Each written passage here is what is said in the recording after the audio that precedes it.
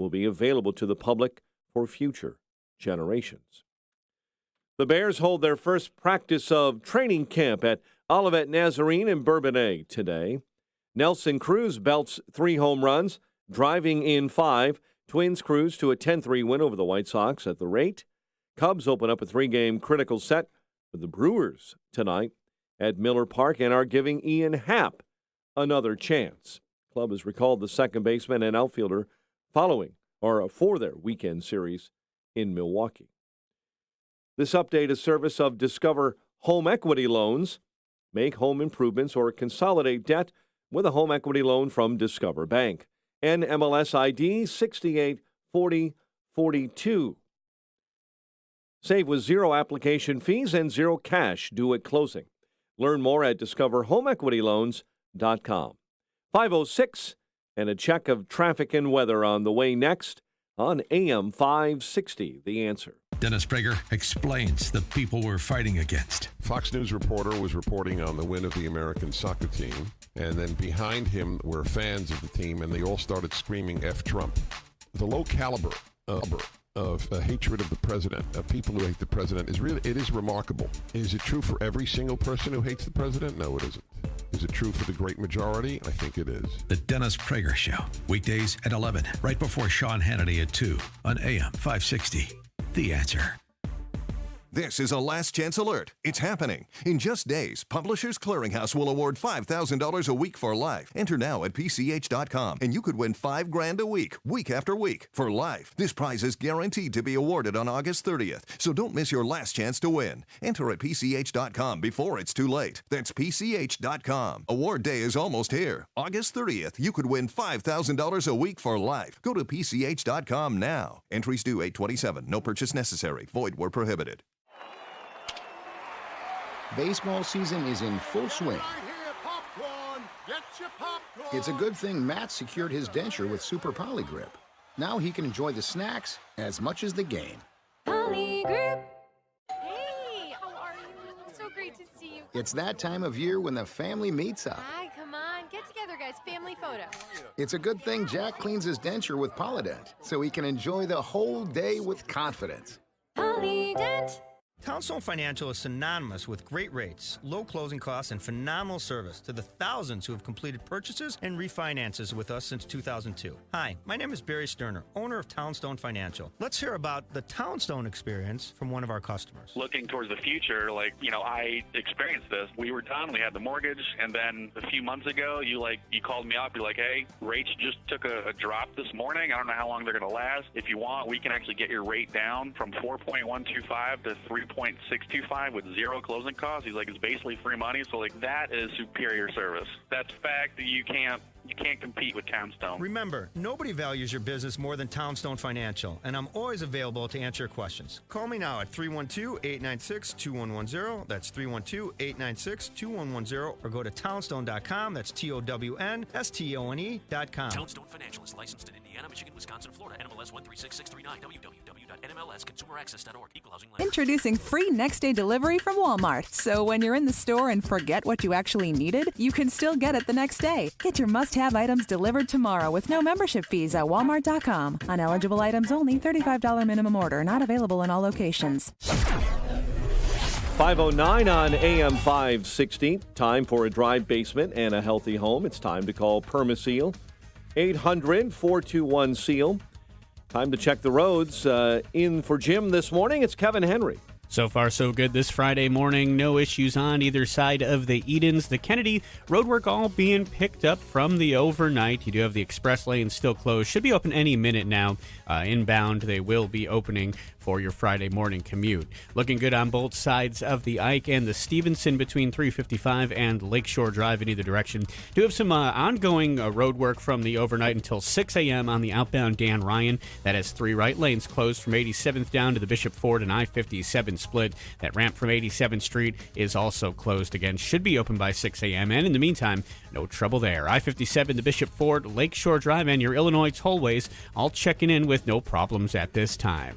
That's traffic. I'm Kevin Henry on AM 560, The Answer. Chicago's Morning Answer starts next. Your official Chicagoland weather forecast From the 1 Hour Heating and Air Conditioning Weather Center and meteorologist Steve Williams. Intervals of clouds and sun today, seasonably warm, the high 85. It'll be partly cloudy tonight, low 70. For tomorrow, partly sunny, breezy, and a high 88. Hot and humid Sunday, intervals of clouds and sun, the high 90. I'm Steve Williams on AM 560, The Answer. 68 at O'Hare, 71 along the lakefront. Your next news update, 5:30. Chicago's Morning Answer with Dan and Amy comes your way next on AM 560, The Answer. Remember when you could pick up the phone and talk to a friendly voice for technical difficulties? Yeah, now it's a help desk on the other side of the planet that knows nothing about my business and usually isn't much help at all. I got stuck in a help chat room the other day, and it was endless back and forth. I don't think they ever really understood or cared about my issue. It's tough to get great technical help these days. To find people that really care and invest in your success. That's what Turnkey IT does. And you can rely on them to take care of everything IT, as if they were right by your side, but without the expense of an in-house IT department. Get to know the local team members at Turnkey IT that continue to serve businesses just like yours, from 1 to 200 employees. A friendly face with a personal touch that's close by and believes your word really means something. For only $7.95 per month, you can have local IT help and forget about dealing with computer and network problems forever. Leave the technical stuff to the pros so you can focus on the important things. Visit turnkey.pro today. Turnkey.pro. Want a good laugh? Watch those funny insurance ads on TV. You know, the ones the other guys spend billions of dollars on each year. Want seriously good auto, home, business, or life insurance? Come to the Kevin S. Doherty Insurance Agency, an independent Erie insurance agent serving the Chicagoland area. You'll get a great price that saves you money, unbelievable service, and advice from people you can trust. So talk to us at the Kevin S. Doherty Insurance Agency today. Call 630-575-0800. That's 630-575-0800. Or go to insurewithkevin.com. We can help you get where you need to be, where you should be, quickly and easily.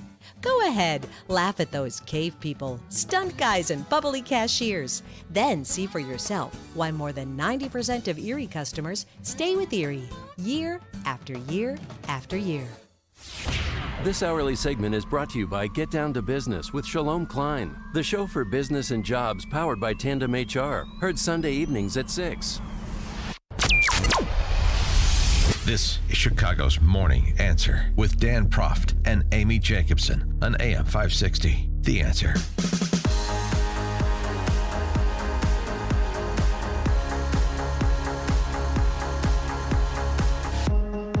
Top of the morning, Dan and Amy, and to the question that people are asking, well, what's next for the Democrats after Mueller's testimony? A 6-week vacation. Well, there's that. Hey, I wish I could have a 6-week vacation. Well, that was that was. Who wants a 6-week vacation? Bradley Blankman's point in his piece in the Hill, his op-ed in the Hill before Mueller's testimony this week.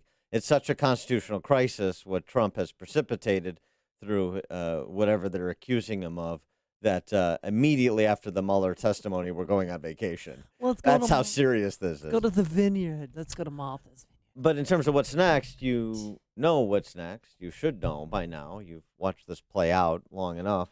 What's next? More of the same. Adam Schiff, a Democrat representative from Area 51, who is also the chairman of the House Intelligence Committee, took time out of his schedule before he packed a suitcase for wherever he's spending his vacation to field very difficult questions on The View from the likes of Joy Behar, who told him that he was a statesman par excellence. From Whoopi Goldberg to also heap praise upon him.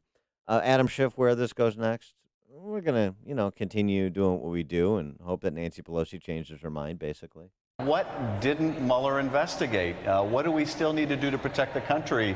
And it was clear to me anyway yesterday he did not follow the money. So someone needs to do the investigation into money laundering. Were the Russians laundering money through the Trump businesses Is that leverage they possess over this president? Is that why? Well, what we're doing in the Intelligence Committee is we are following the money. We're investigating that issue of money laundering potentially by the Russians through Trump businesses. We're doing that along with the Financial Services Committee. We're investigating whether the Gulf countries use their economic leverage to influence U.S. policy. We're investigating whether people who are in the administration now have security clearances when they should have been rejected. People who tried to set up secret back channels through Russian diplomatic facilities like Jared Kushner. So we are doing the investigations, and as you know, we're having a vigorous debate about whether we need to go beyond investigation to impeachment. And then he got in a spaceship and flew away. Did you just bring up Kush? Security clearances, the influence peddling by Gulf states. I'm sorry, I thought we were talking about the president being at the center of a criminal conspiracy involving the Russians to rig the 2016 election, and then he obstructed justice in furtherance of that criminal conspiracy. What do the Gulf states and security clearances have to do with anything? This is how far afield they are. This is how much they are the proverbial drowning man looking for anything that floats. Well, Meghan McCain, also on that panel at The View, held his feet to the fire a little bit more. You have claimed for years now that you have a smoking gun of evidence of collusion. Your quote is ample evidence of collusion. You said that. But Robert Mueller in his investigation found that there was no collusion. So can you share with us right here, right now, on The View, the evidence that you have and explain why Mueller was wrong yesterday? Well, first of all, Mueller wasn't wrong. Mueller started out by saying we didn't address the issue of collusion. So those who are saying no collusion, but what's your they're evidence? just wrong. You've been saying that on TV for years. Well, I will tell you, and I've also been saying, as you know, that the evidence is in plain sight, not hidden anywhere. And we went through that evidence. The Russians offered dirt on Hillary Clinton in writing. And sent it to Don Jr. And Don Jr.'s response was in writing and said, as for your offer of foreign illegal help, I would love it. He accepted the offer. They set up a overt act in furtherance of that, the secret meeting at Trump Tower, and they lied about it. You have an offer of illegal help. You have the acceptance of that offer. You have an overt act in furtherance of that conspiracy. That is, I think, by any rational American's expectation, the personification of collusion. Now, Bob Mueller had a different question he needed to analyze, which is, can I prove each of the elements of the crime of conspiracy beyond a reasonable doubt? And as you know, well before the Mueller report, I was pointing out to the public, there's a difference between what we understand as collusion and whether you can prove all the elements of crime. Right. And Yeah. there was no crime. I'm still waiting for that smoking. The smoking gun is in plain sight. It's always been there. Well, What is it? point to it anyway, because I'm not seeing it. I must be looking at it from the wrong angle because I don't see it, Adam Schiff. But that's what you got from Schiff, and to some extent his lessers as well. Now Trump was on Hannity. He's still carrying on about his view of Mueller's testimony and, frankly, just this whole 3-year saga. Well, I think people learned a lot yesterday watching a very poor performance and watching things that they couldn't believe when they saw what was going on. And hopefully we're going to be able to find out how a thing like this started. It was a disgrace to our country. It was a disgrace from every standpoint. And I would say that most people have never seen anything like it. And then on top of it, you watch that performance. It was shocking and very sad. Trump suggests that what's happened over the last 3 years is treasonous. You say I'm a traitor. I say you're a traitor. Because this should never happen to another president of the United States again. This is a absolute catastrophe for our country. This was a fake witch hunt, and it should never be allowed to happen to another president again. This was treason. This was high crimes. This was everything as bad a definition as you want to come up with. This should never be allowed to happen to our country again. I think fake witch hunt. It wasn't a fake witch hunt because that would cancel the. But anyway, you get the point. Got it. 312-642-5600, turnkey.pro answer line, 64636DA, turnkey.pro text line. Treasonous? The Mueller investigation, if that's what he's referring to, perhaps you could pulled in, or maybe he's referring to the origins of the investigation, the conduct of senior level officials at the FBI. Treasonous. I understand that the left is engaged in reckless hyperbole. Is there a basis for that sort of characterization? By the way, just as a quick aside, Meghan McCain, who I rarely rally to the defense of because it's unwarranted. No, I think she's good, but you don't like her father, so or his policies. Not No, her. no. Meghan McCain is oftentimes embarrassing. Meghan McCain and that entire panel of man-hating shrews on The View, with the exception of her, is a joke. Well, they make her look good. People who watch that and nod their heads to whatever spills out of the mouth of Joy Behar, I'm shocked that they can walk upright. That But is back to Meghan McCain. I know. that is as dumb a show as has ever been on television that tries to cover public policy and politics. As dumb a show has it ever been they on should just television. stay away from it, but they can't. But anyway, on Meghan McCain, and then her bringing Schiff back on the smoking gun issue that he had been prattling on for the last 3 years was good. But she had actually a very poignant piece in the New York Times, and been meaning to get to it this week, but we've been a little bit sidetracked by all things Mueller, talking about her miscarriage. Oh, really? I'm not hiding anymore. My miscarriage was a horrendous experience, and I would not wish it upon anyone. For all its horrors, it's distressingly common. Estimates range from 1 in 10 to 1 in 4 pregnancies end in miscarriages. That's about 3 million lost children in America each year. This is all the more reason women need to be able to speak about this publicly without the stigma or the lack of knowledge that pervades the issue. Because even to this day, the subject of miscarriage carries so much cultural taboo. It's a pain too often unacknowledged, yet it's real. And what we've lost is real. We feel sorrow and we weep because our babies were real. Do you think miscarriage is stigmatized? A woman having a miscarriage? It's getting more. I mean, more people are talking about it. That and IVF treatments, infertility clinics. People would never talk about it. Now people are talking about that too. Almost everybody I know has had a miscarriage.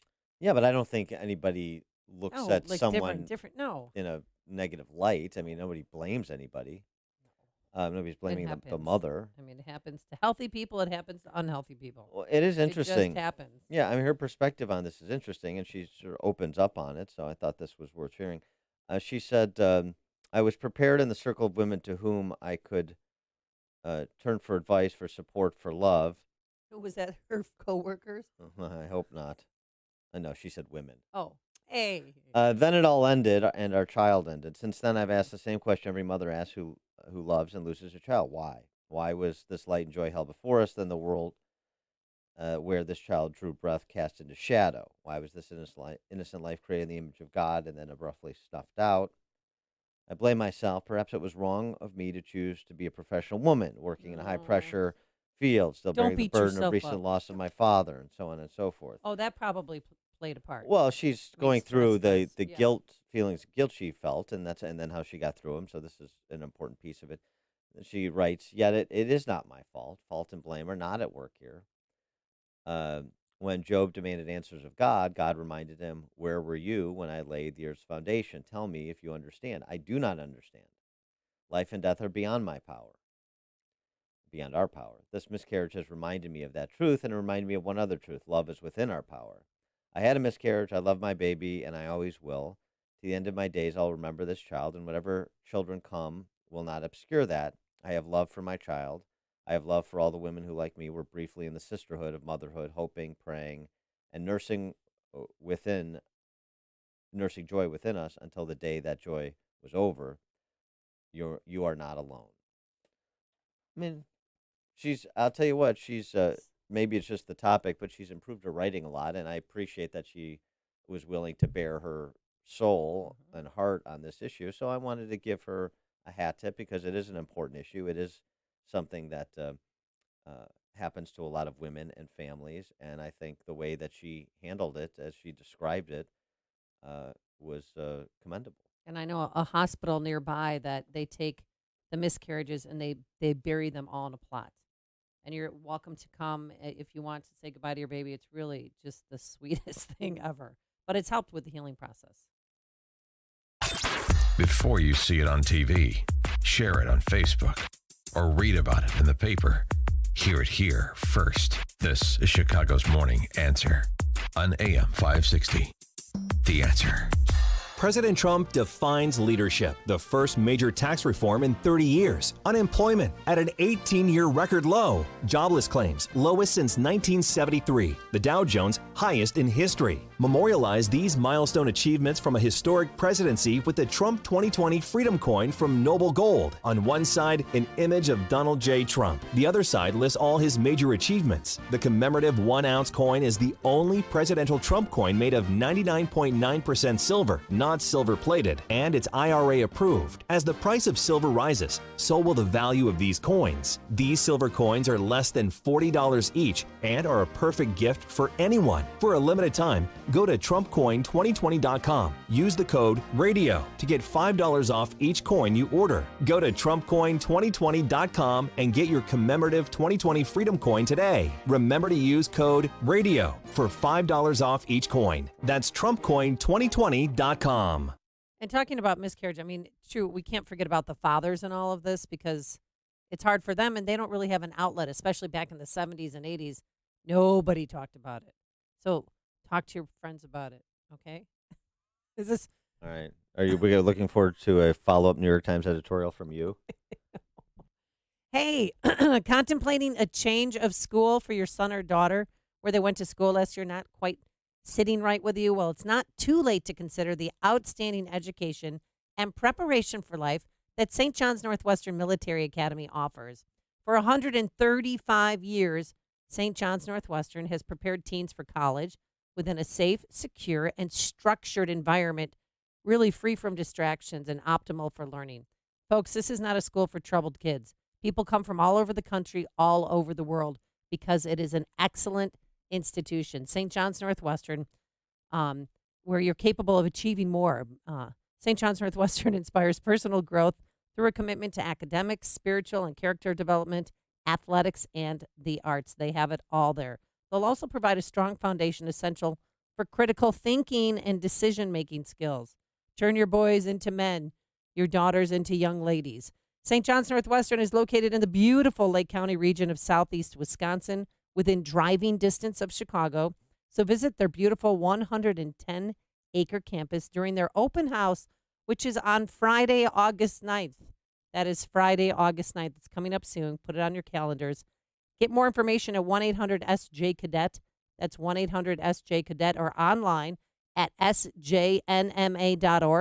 That's sjnma.org. You can also go to YouTube, type in Amy Jacobson, and you'll see the tour that we took at St. John's Northwestern Military Academy.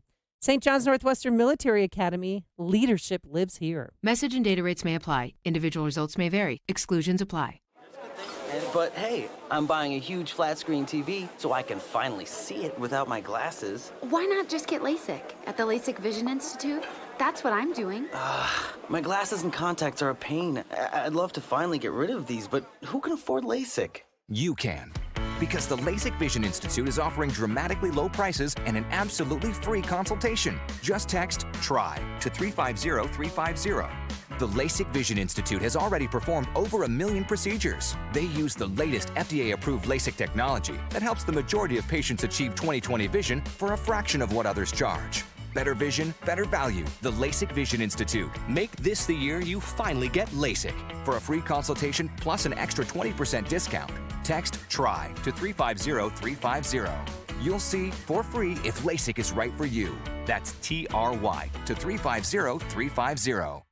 My kids are the most precious gift God has entrusted to me. When it comes to education, I definitely didn't want to skimp on the quality of academics, but I wanted them to be taught from a godly perspective where the Bible is the foundation for learning. And that's why my husband and I decided on Christian Heritage Academy. We found solid biblical teaching without sacrificing quality of academics. The teachers truly care about the students, and the community is warm and friendly. It's more like a family.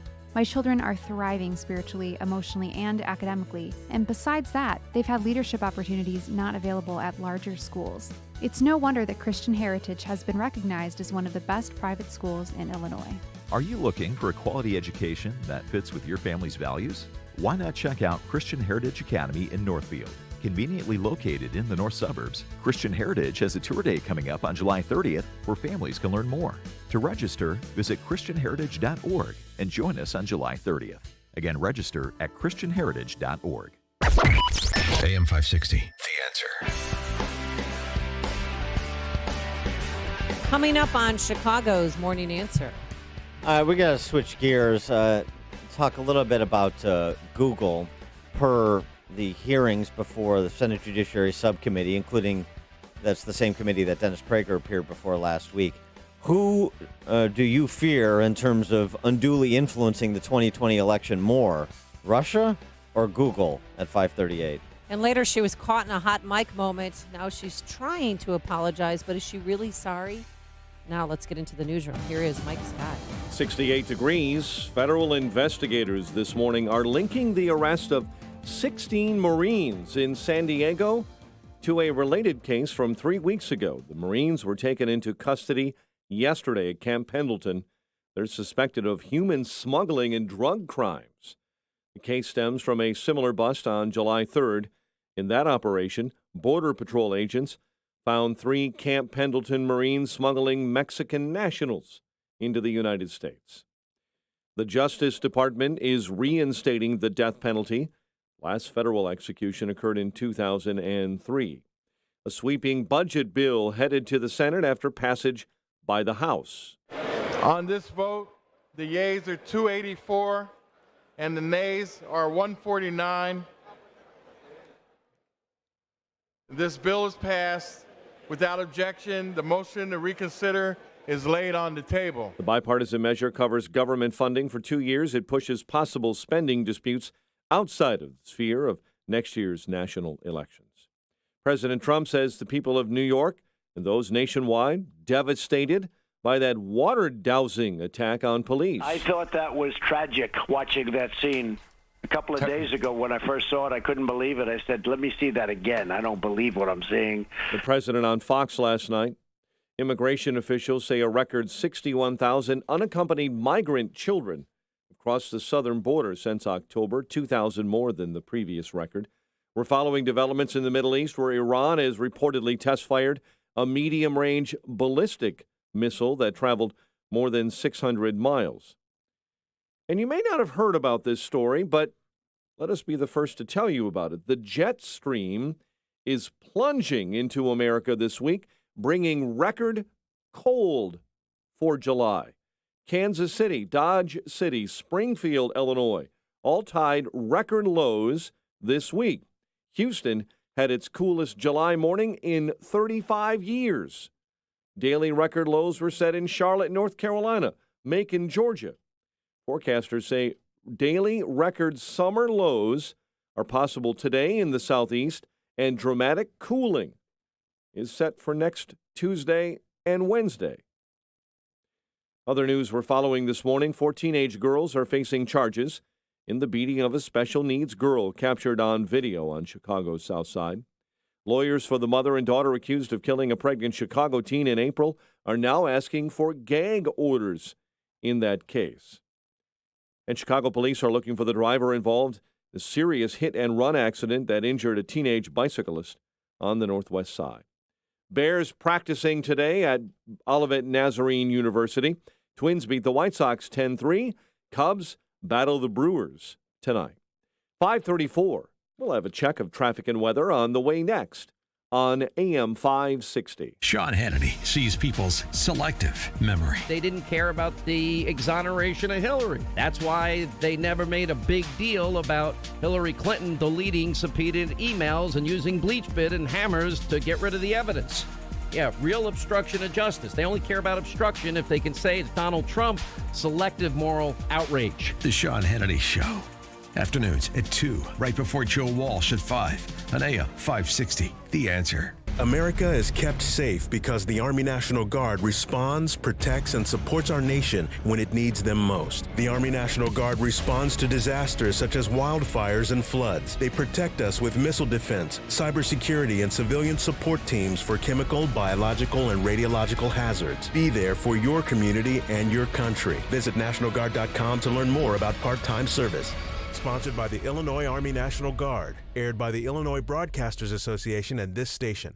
Highland Park Ford Lincoln's in the house. Here's Alan Marty. For 30 years, we've been making people happy with incredible deals and service. We're the best Ford Lincoln dealers in town. Because making people happy makes us happy. No doubt. This is one happy place. Heck, we just break into dance all the time. We don't break into dance at the dealership. Sure we do. No, we really don't. We could. Come on, Marty, dance with me. The Highland Park Ford Lincoln Superstore. Call 1-800-984-9000 or go to alanmarty.com. Admit it. Okay, you're a lovely dancer. Thank you. This is Alan Marty. Deal with us.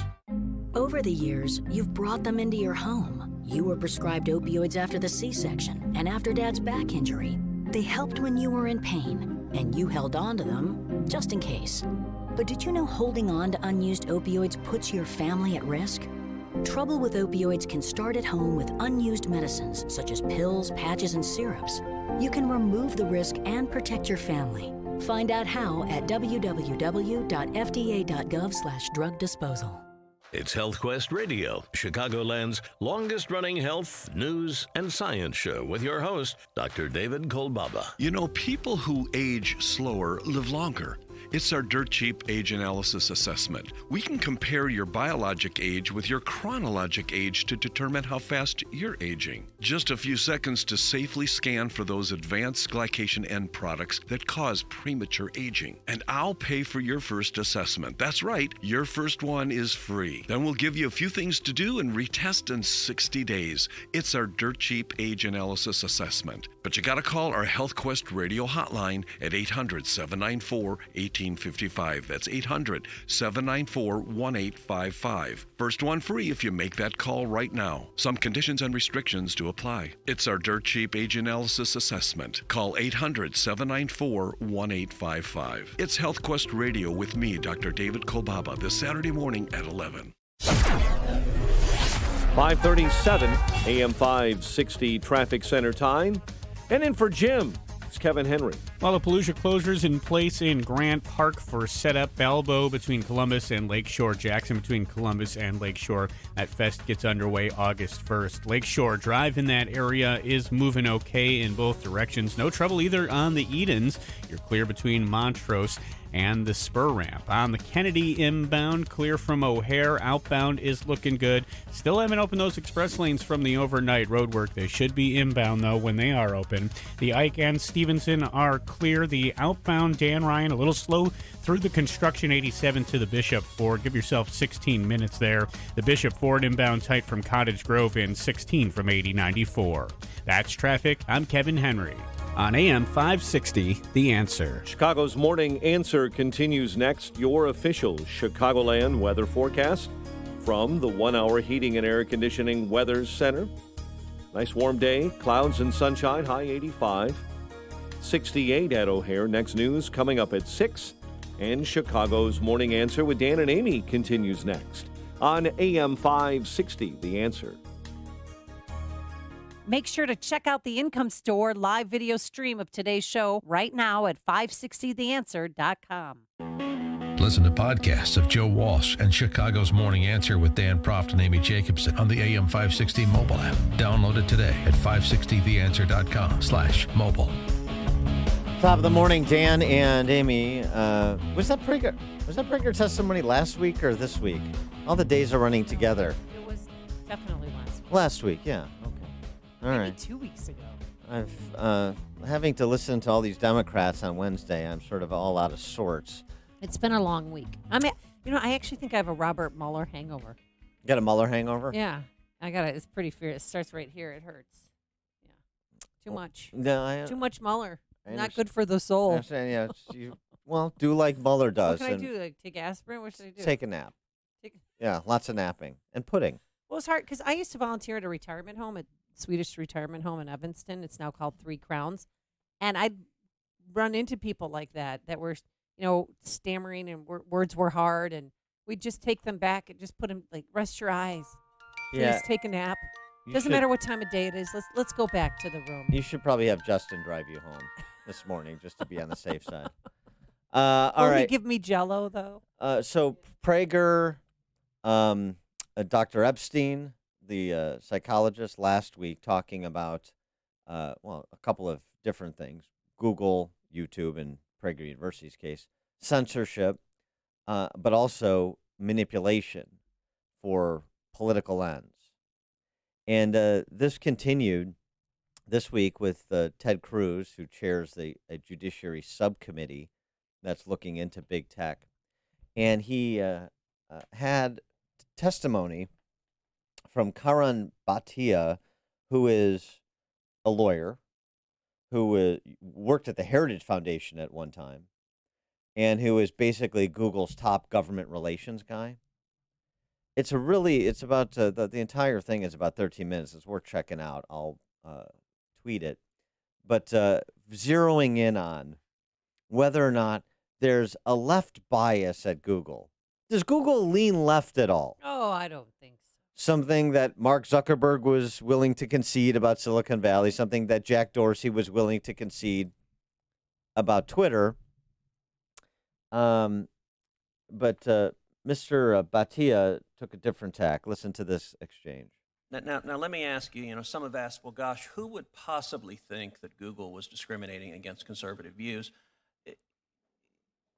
The senior leadership at Google, does it lean left or does it lean right?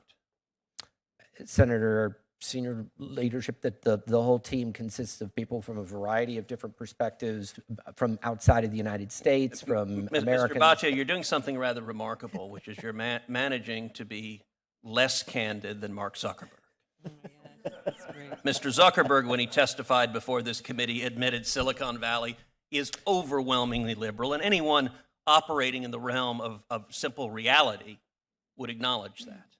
Would you agree with that? Senator, I go back to 100,000 people, 70, 80 different countries, leadership teams pulled from all over the world.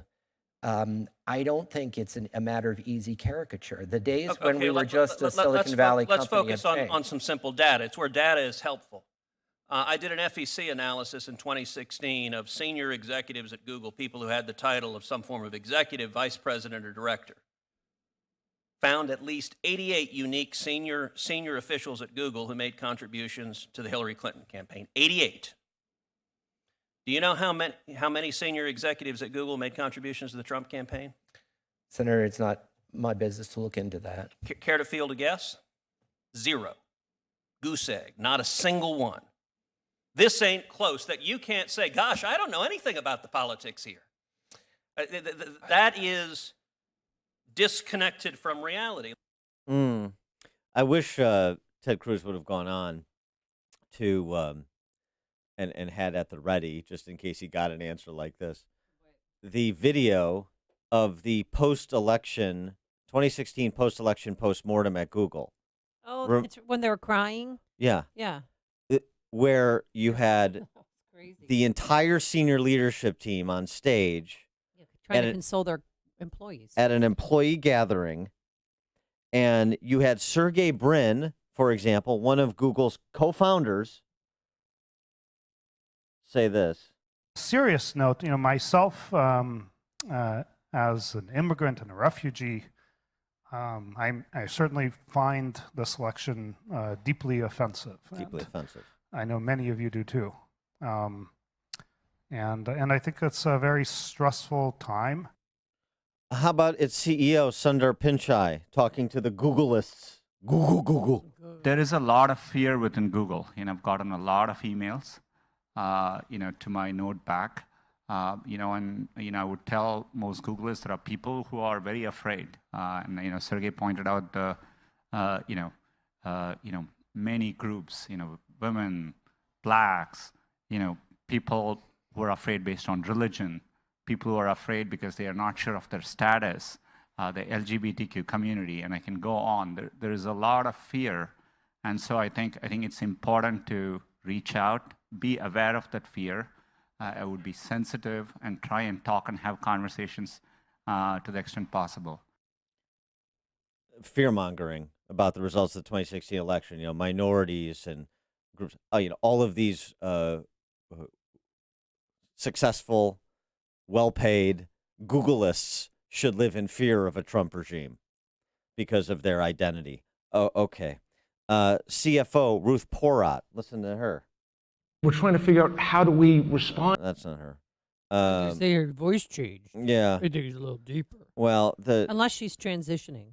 I don't believe she is, but who can keep track? As we started to see the direction of the voting, I reached out to someone close to me who was at the Javits Center where the big celebration was supposed to occur in New York City, somebody who'd been working on the campaign. And I just sent him a note and said, are you okay? It looks like it's going the wrong way. And I got back a very sad, short text that read, people are leaving, staff is crying, we're going to lose. That was the first moment I really felt like we were going to lose. And it was this massive, kick in the gut that we were going to lose. And it was really painful. That's the chief fiscal officer at Google. Just a bunch of dispassionate techies, Googleists. There's no bias there. I mean, there's a range of opinions. Google has 100,000 employees spread across the globe, and there's a variety of opinions and so on and so forth. So pay no mind to Sergey Brin, co-founder. Larry Page said similar, the other co-founder. Sundar Pichai, CEO. Ruth Porat, CFO. VP of People Operations, Eileen Naughton. The Googleists that have come forward, as the one engineer did, who's now placed on administrative leave, by the way, after being identified, and spoke on condition of anonymity with James O'Keefe in the Project Veritas video. Pay no attention to any of that. Who can say, where the net is at Google in terms of partisan affiliation or ideological disposition? But they're not hiding anything. No. It's interesting to note, too, an important part of the hearing was Ted Cruz imploring Mr. Bhatia to do what some other tech companies are willingly complying with, the request from members of Congress to subject themselves to an independent third-party audit with respect to their indexing, in the case of Google, the way they do their algorithmic modeling, the data that suggests how many Democrat ads or videos are being manipulated, blocked, filtered, versus how many Republican, as well as on issues, pro-life versus pro-choice. Are we seeing demonstrably different treatment based on content? Which I think, again, would go to putting them in the category of editorialists, so they're publishers, so they are not insulated from defamation claims, for example. Now, this is what's interesting, too, is this is all on the against the backdrop. Yesterday, Tulsi Gabbard, the battle has been joined. Tulsi Gabbard, congresswoman from Hawaii, who's a presidential candidate, and I bet she's going to talk about this at her debate next week. Is she in round 1 or round 2? I don't keep track. I got to get the starting lineup up here. She filed a $50 million lawsuit against Google. She did. Because she said that Google censored her presidential campaign when it suspended the campaign's advertising account for several hours last month, and they were particularly critical hours because they were hours after the first debate where she bubbled up to the surface a little bit and generated some public interest, and so that public interest could have translated into fundraising dollars, and so that cost her campaign money. With this lawsuit, Tulsi seeks to stop Google from further intermeddling in the 2020 United States presidential election. That's according to Tulsi Gabbard, Democrat, her complaint. Well, why would they do that to their own? But it's an example of how much power they have. 312-642-5600, turnkey.pro answer line, 64636-DA, turnkey.pro text line. You got to get through this Mueller saga, and you have to contemplate what is yet to come with respect to the DOJ Inspector General report, with respect to the AG investigation being led by United States Attorney Durham out of Connecticut regarding the origins of the entire investigation. But you have to turn your attention to 2020 as well and not just allow Democrats to carry on about Russian meddling in 2016 and before, also the prospect of 2020, at least not exclusively. Fine, let's deal with that. We're all in agreement. Well, let's take what the Senate Intelligence Committee found in the report that they released yesterday, 67-page report. Let's build upon that. Let's enlist the agencies to do the best that we can to prevent Russian interference. Great. And Chinese interference and the interference of all of our foreign adversaries. In addition to that, let's also have this conversation about big tech. And let's have this conversation about the quality of voter rolls in the country, per Mark Hemingway's excellent piece that we discussed a couple of weeks ago. I'll reference that in a second.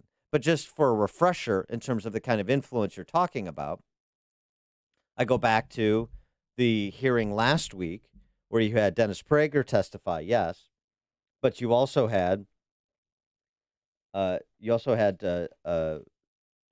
Dr. Robert Epstein, the former editor-in-chief of Psychology Today, Harvard-educated psychologist, 6.5 years of research on these big tech companies.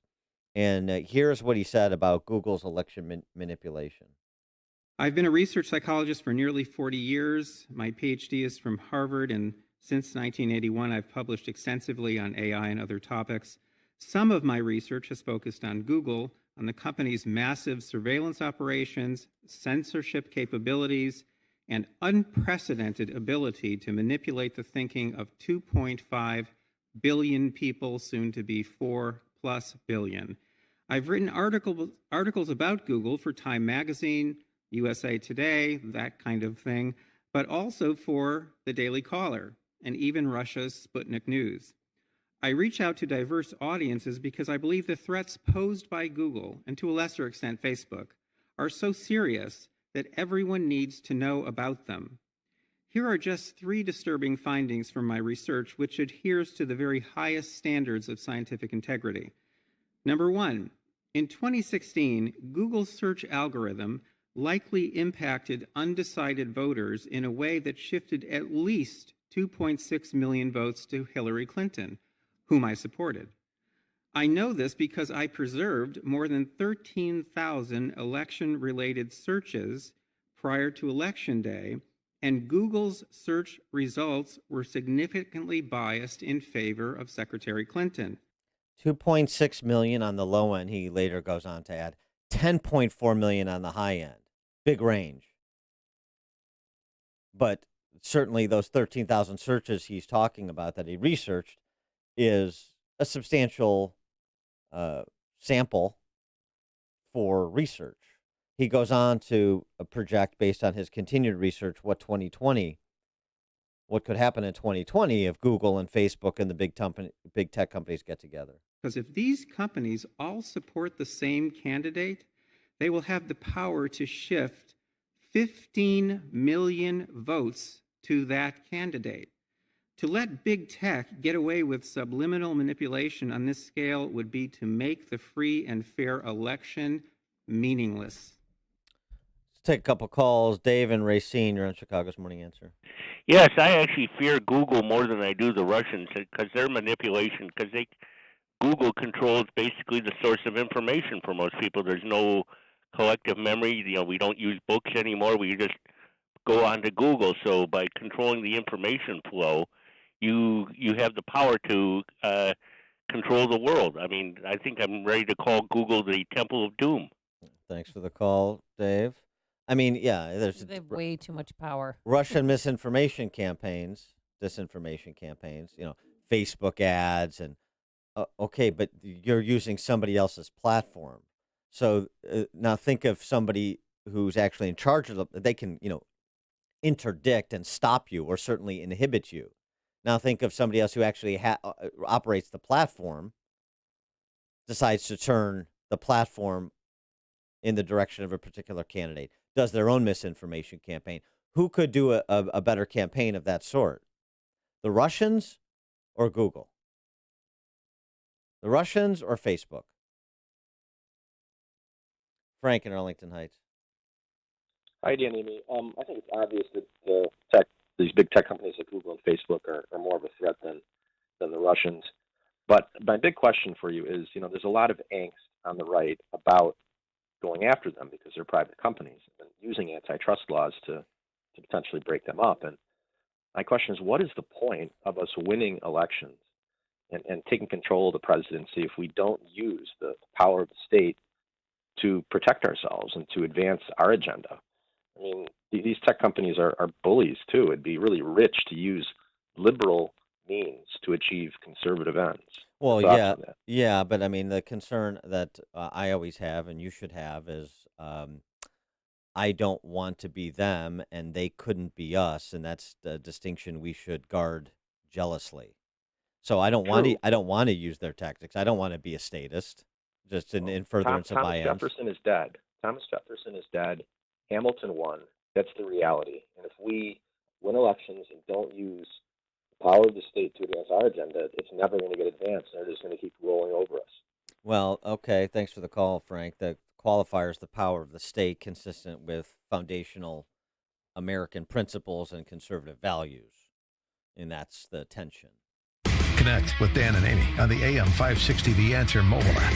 Just text the word app to 64636 to download the app today. If you maintain an industrial plant, you know your dust collection systems are a vital part of the operation of your plant. Without them, things can get dusty quick. And when your dust collection system malfunctions, the downtime can cost your plant money. Time to call the professionals at Vans Industrial for help. Hi, I'm Dave Van Camp, owner of Vans Industrial. At Vans, we work with many different types and sizes of dust collectors, from 1,000 CFM to 100,000 CFM. If your system needs housing repair, tube sheet, pulse valves, ductwork, or collection hoods, give us a call. Schedule an inspection today to keep things running smoothly and avoid costly downtime. And when you're ready for a new dust collector, we can design your system from the collection hoods to the stack for plants of all size applications. Vans uses only the best and safest union-trained mechanics, insured at the highest level, to perform the job right. Call 833-VANS-IND. That's 833-VANS-IND. Or on the web at vansindustrial.com. Country music fans and patriots, Saturday, August 10th at Schaumburg Boomer Stadium. It's Toby Keith. Brought to you courtesy of the red, white, and blue. Toby Keith, Clay Walker, Colt Ford, Craig Campbell, and local favorite Sixth String Crossing are bringing you the Freedom and Dignity Festival, benefiting the job training program Cafe Liberty, getting unemployed veterans back to work.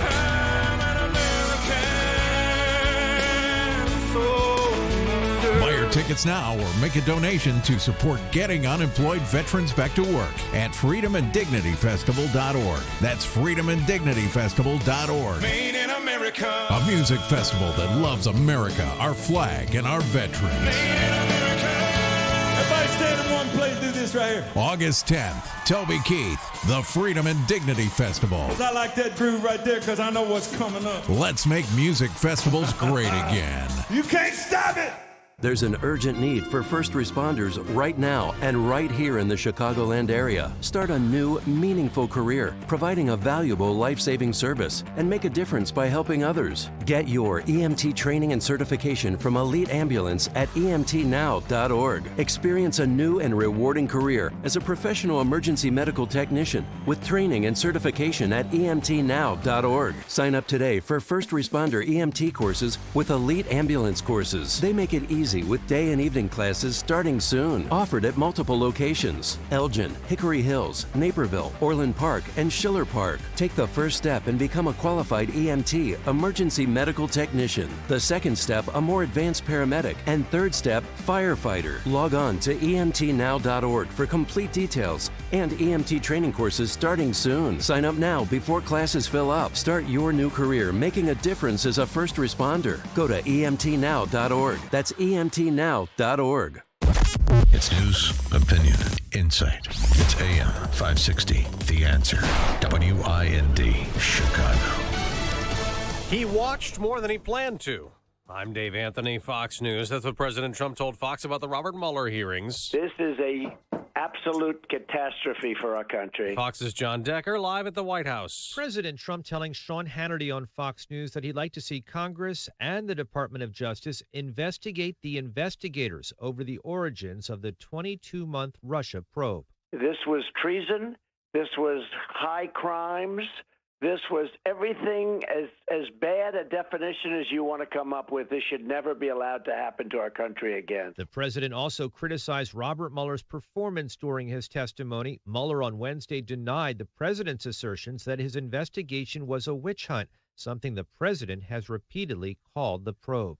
Dave? John, Democrats think the Mueller hearing again detailed President Trump's lies, possible obstruction of justice. House Speaker Nancy Pelosi also wonders what kind of influence, politically or financially, Russia has on President Trump. But she and the president are working together on a budget plan that passed the House. The administration has joined us to end the devastating sequestration cuts which threaten our investments to keep America #1 in the global economy. The bill lifts spending caps and automatic cuts to military and non-defense spending and sets aside the debt limit for 2 years. 130 Republicans, though, voted against it, worried about the growing deficit.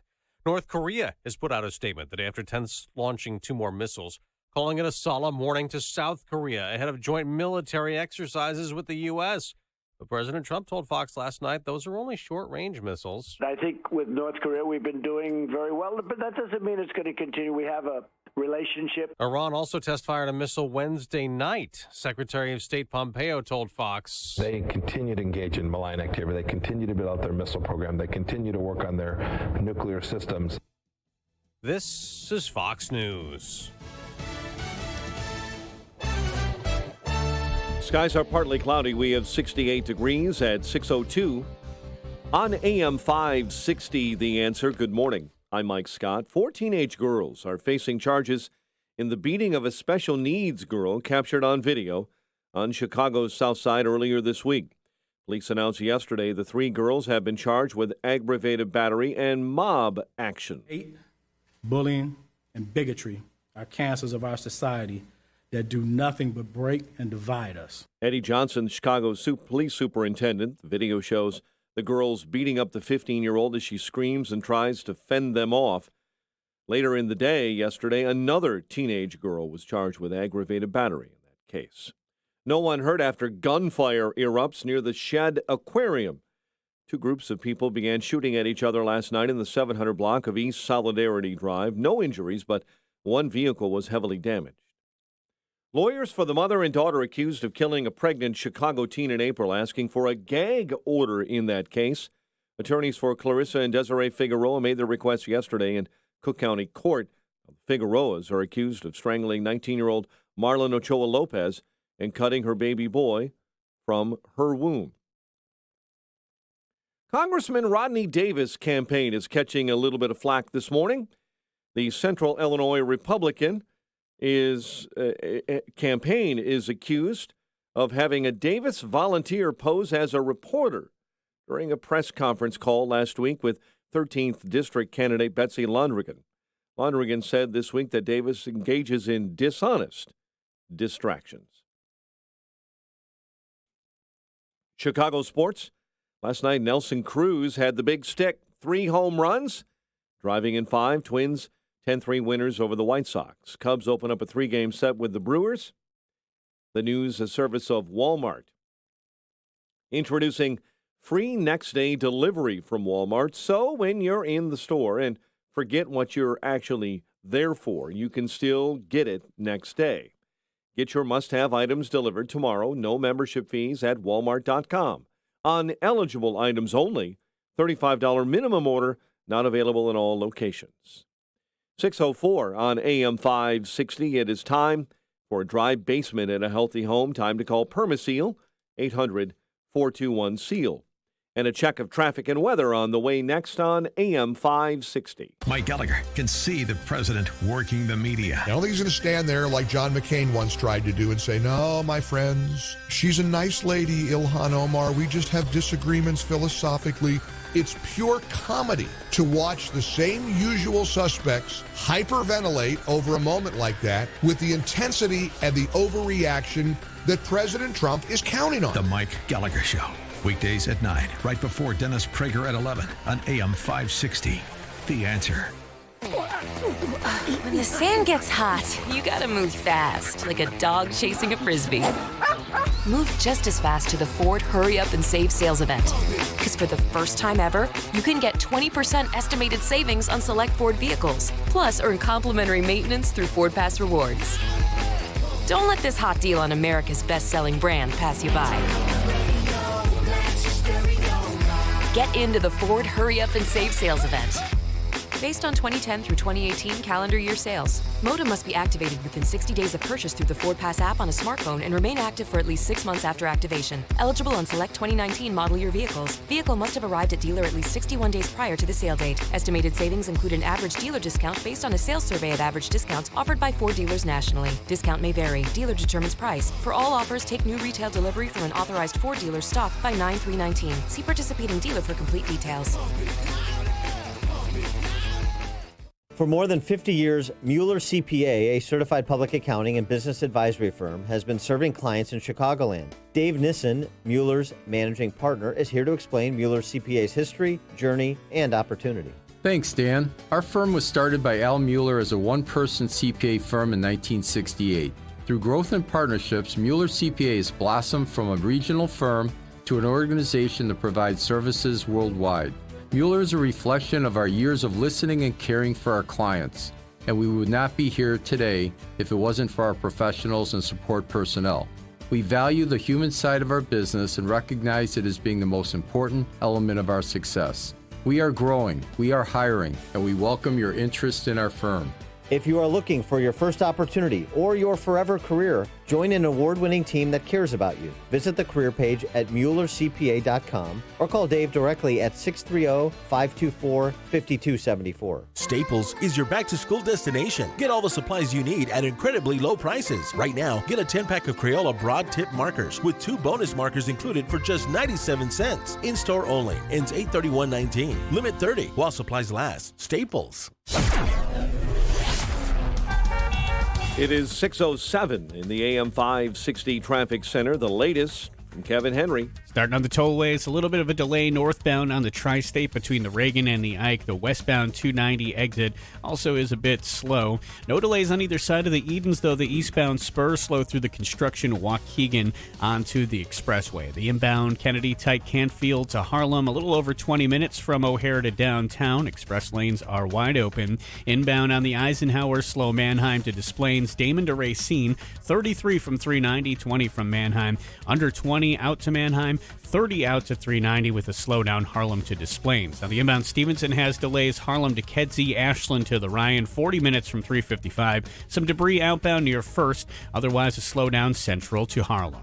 That's traffic. I'm Kevin Henry on AM 560, The Answer. Chicago's Morning Answer continues next, and your official Chicagoland weather forecast from the 1 Hour Heating and Air Conditioning Weather Center and our meteorologist, Steve Williams. Intervals of clouds and sun today, seasonably warm, the high 85. It'll be partly cloudy tonight, low 70.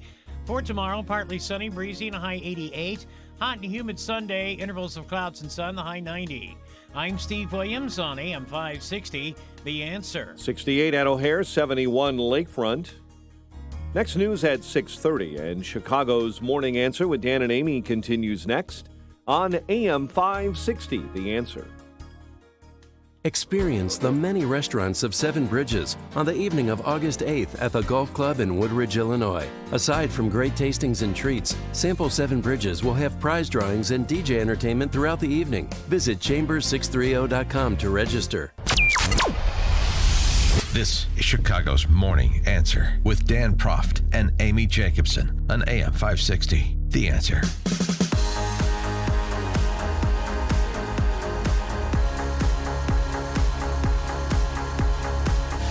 Top of the morning, Dan and Amy. And are you like me? Have you felt a little lost the last few days with all of the emphasis on Mueller's hearings? We haven't been able to talk about the Socialist Spice Girls. Where are they performing this weekend? I don't like Are to they keep going to be at them. Lollapalooza? I don't like to keep them out of our news cycle. And by the way, a question to you, My Pillow spokeswoman. Yes. Will you be heading up to the Great White North, the land of 10,000 lakes, to work on Mike Lindell's campaign against Ilhan Omar? Mike Lindell is going to run against Omar. Considering it, there's a story out that says he's considering running against Omar. That would be spectacular. That'd be fun. I don't know. Isn't there also some transgender in the primary city council member who's transgender in the primary? Okay, so she's going to be primaried and then city councilman for Minneapolis, I think, is scheduled to primary Omar, and then then Lindell would put her to sleep in a general. Oh my gosh, he can talk to her about the the mattress topper. And if she has an animal, the pet beds are spectacular. No, but I've met Mike Lindell a few times, and he's got quite a story to tell of how he came up with My Pillow invention and how he fought off a horrible drug addiction. Yes. And then created this company. And I love somebody who's very honest and candid about their past and why they are where they are today. And wildly successful entrepreneur. God forbid we have any wildly successful entrepreneurs in Congress. We certainly don't need more of those. We need more community organizers, right? Ilhan Omar has made her presence felt, though, this week. Not as much as Mueller, but on a couple of moments. Has she tried the Giza cotton sheets? I'm sorry. I don't know. Those are all good questions. Those are general election questions, but they're good questions nonetheless.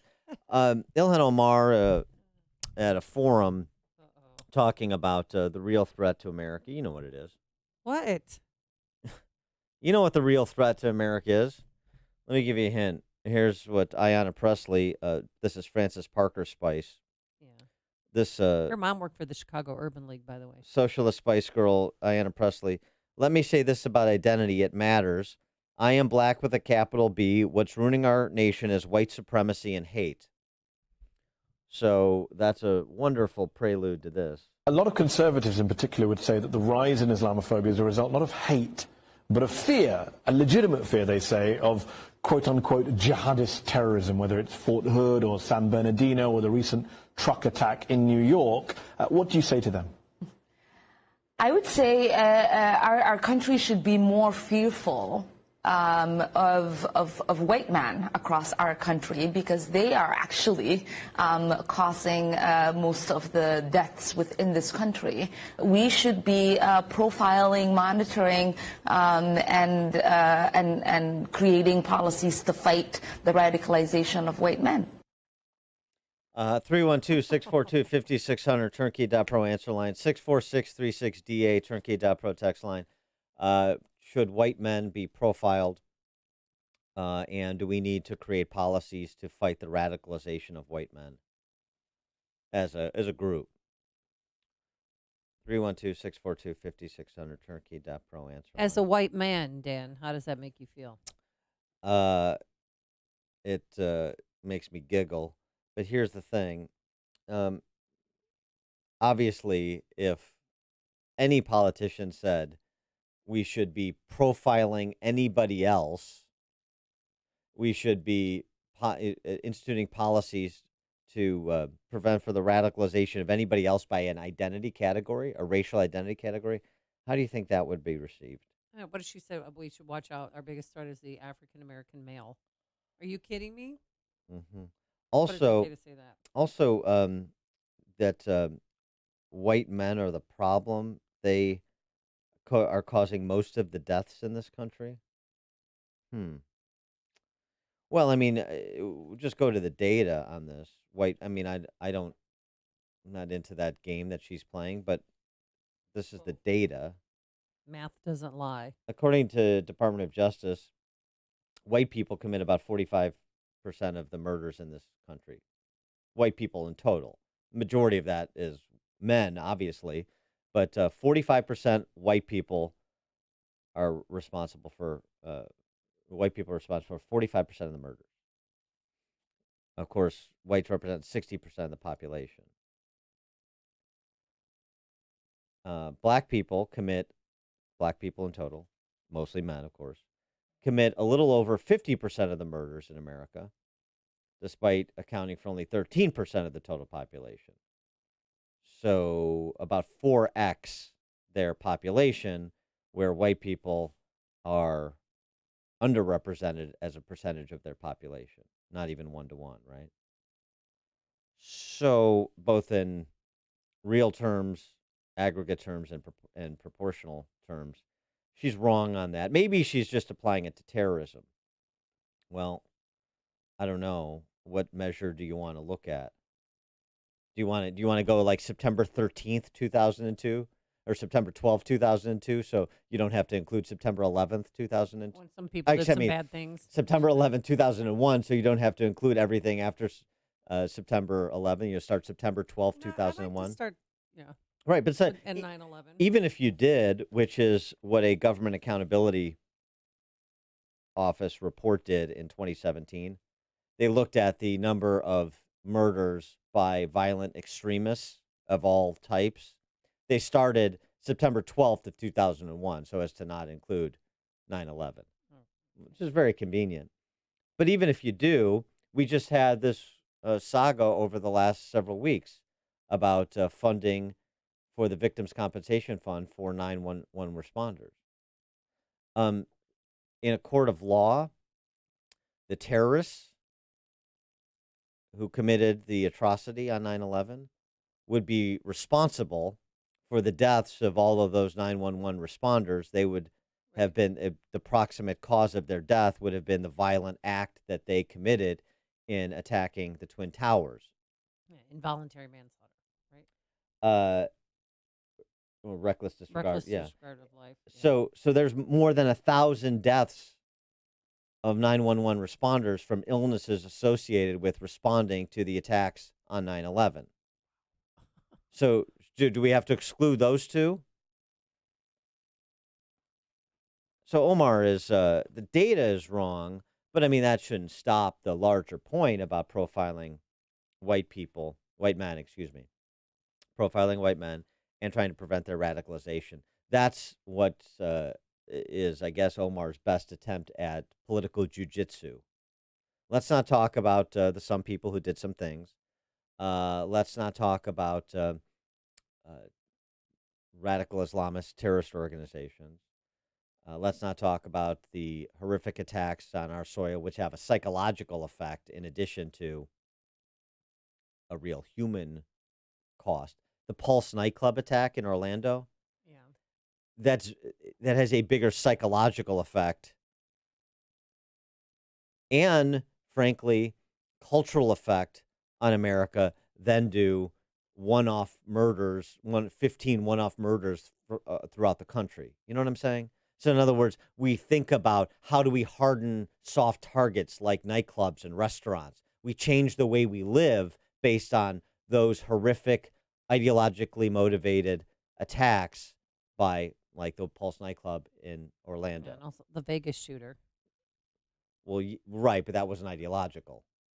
No. At least never been determined to be. What it so, was. but I mean, you're right. Crazy. You're right in terms of how we live. Those mass shootings, mass killings, have a different psychological and cultural impact. It's not to dismiss any murder. It's just to understand some of the different implications, of which Omar is not contemplating. Of course, why would she? Take a couple calls. Steve on the South Side. You're on Chicago's Morning Answer. Hey, Dave and Amy. Love you guys every morning listening to you. I like Dave more than Amy, but yeah. I'm sorry, Dan. Yeah, so I heard Omar say this, and it's absurd and foolish in so many regards. I think she's an extremist in her speech, but she actually was trying to hint towards the Jim Crow era, hinting towards slavery, and in being an African American myself, I hate more and more when politicians get up to talk about hard areas in our supposedly history. It is part of our history, but don't bring it up in ways to actually rectify it and unify it. They bring it up in ways to divide and say, oh, this happened to us, so we need to get all together and we need to make sure that they are aware that this has happened to us. We need to throw it in their face and now say they're the enemy. And it's like, I'm sorry, like we've come so far, and it doesn't even really matter to bring that kind of stuff up when the truth, as it exists today, the statistics don't support that. Right? As it like we could go back eons and eons and eons. We can go back and say Indians and whatever. Like it's beyond ridiculous. The whole point is it's to deter people from what's actually happening right now.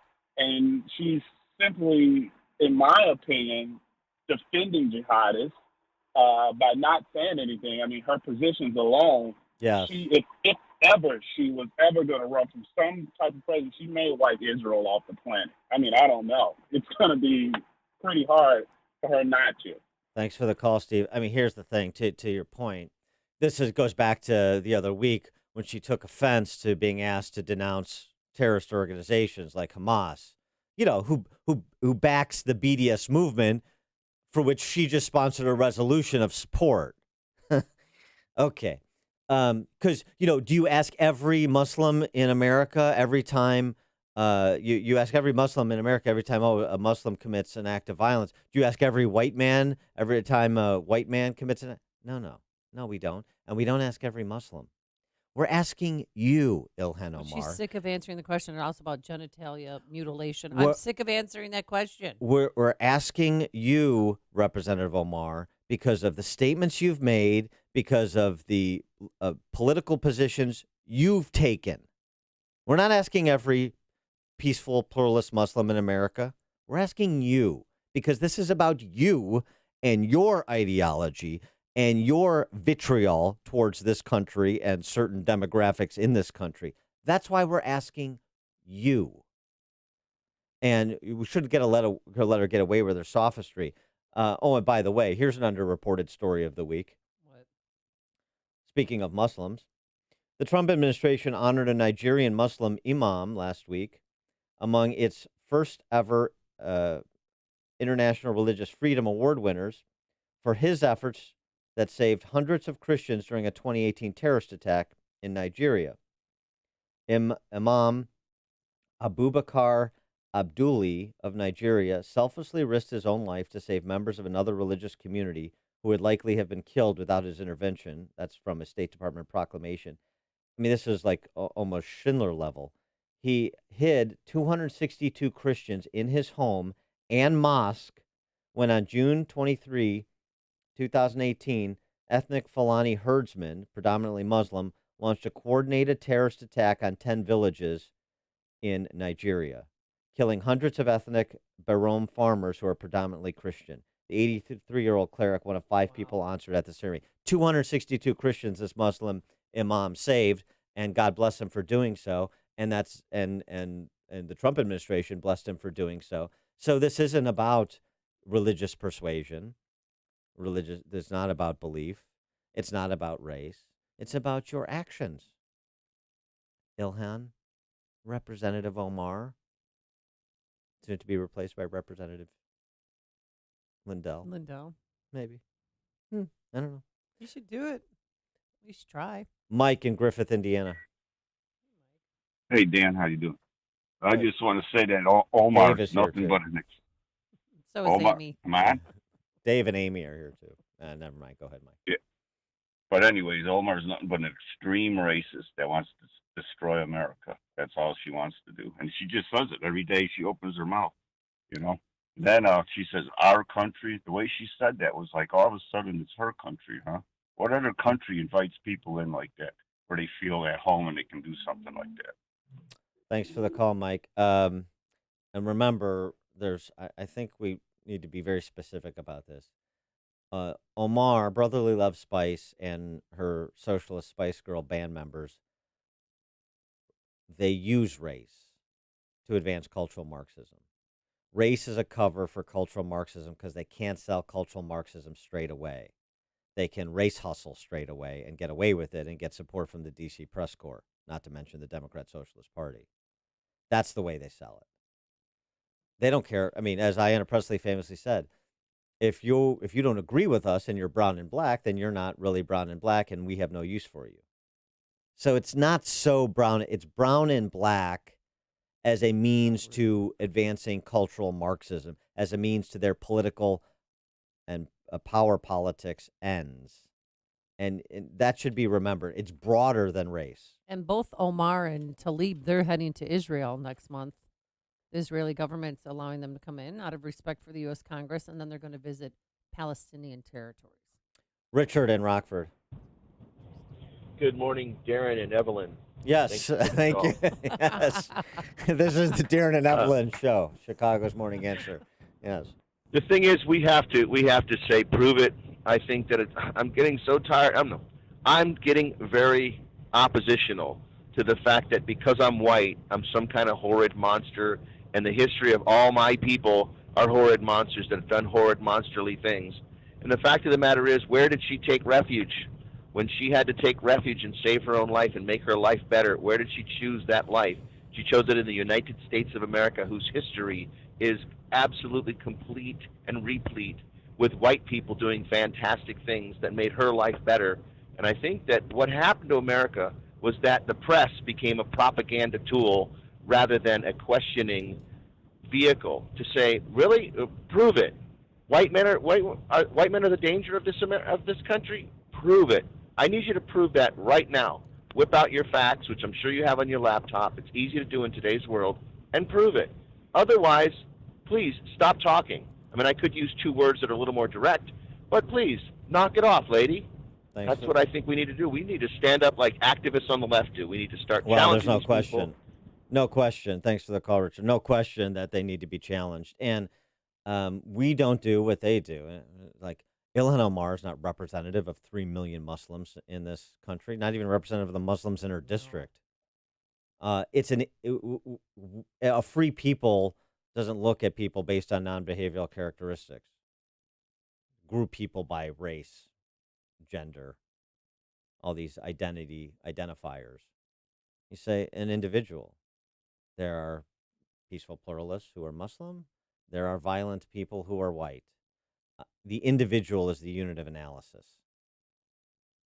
And it is anti-intellectual and pernicious to group people the way the socialist Spice Girls do.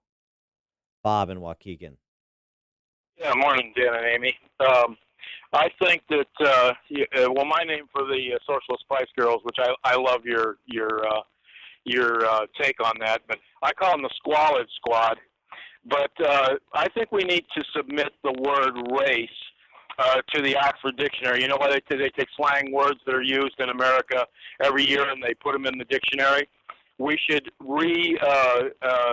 define race as anyone who disagrees with me, because that's exactly what it means. If you if they have a hangnail and you don't think they do, then you're a racist. Everything to them is racist. I just hold up my hand in John Cass style and say "Fisa na." Thanks, Bob. That is the left's definition of racism. You're right. It's like a hot, steaming cup of information to start your day. It's Chicago's Morning Answer on AM 560, The Answer. Hey guys, Ken here from Income Store. I needed to take a minute just to brag on our almost 200 amazing employees. In 2009, we changed our tagline to, "We can grow any business in any industry at any time." The world trusted us and helped us become a 5-time Inc. 5000 honoree. Our 200 employees have done 2 major things at the same time. We manage 1,800 money-making websites and over 260 e-commerce sites for our client partners across the globe. 34% of Americans visited one of these assets last year. But at the same time, these amazing employees have stopped their life every single week and recorded videos and podcasts of exactly how we grow these digital assets. If you're looking to figure out how we do it, just go to door number 1. It's free. You can study thousands of hours of material on how to grow your business. If you have money but no time, go to door number 2. It's a bit pricey, but our managed services are absolutely incredible. You got to check out IncomeStore.com. Our 200 employees are absolutely amazing. Policies issued by American General Life Insurance Company, Houston, Texas. Not available in all states. For details, visit AIGDirect.com. No matter how well you provide for your family today, if you don't have life insurance, their future may be at risk. Think about what would happen if you were gone. Would they struggle to pay the bills and face an uncertain future?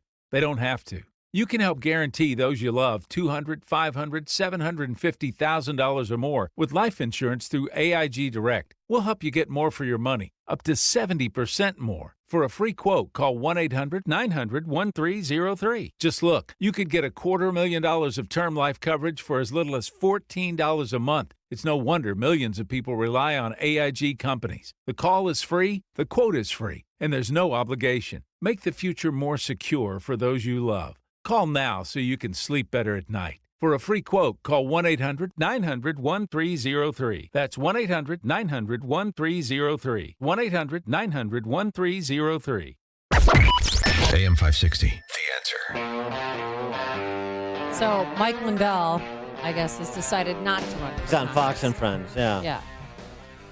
I hope he brought him the Go Anywhere MyPillow. Smart man. Really, you shouldn't go anywhere without it. All right, coming up at 6:36, we're going to talk to our friend, famed FBI criminal profiler, now retired, James Fitzgerald. Will, of course, talk about Mueller, the FBI, the hearings, and the pending matters, the DOJ Inspector General report and the AG investigation into the origins of the criminal investigation into Trump. That's all at 6:36. And later, Brett Baer, and she got her crown yanked. That'll be at 8:08. But first, let's get into the newsroom. Here is Mike Scott. 68 degrees. 4 teenage girls here in Chicago this morning facing charges in the beating of a special needs girl, all captured on video on Chicago's South Side earlier this week.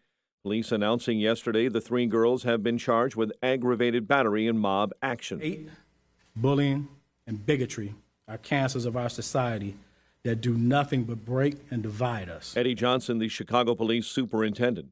Justice Department announcing it will reinstate the death penalty for federal crimes after nearly 2 decades. Attorney General Bill Barr ordering the death penalty related to 5 death row inmates, one a famous Chicago case.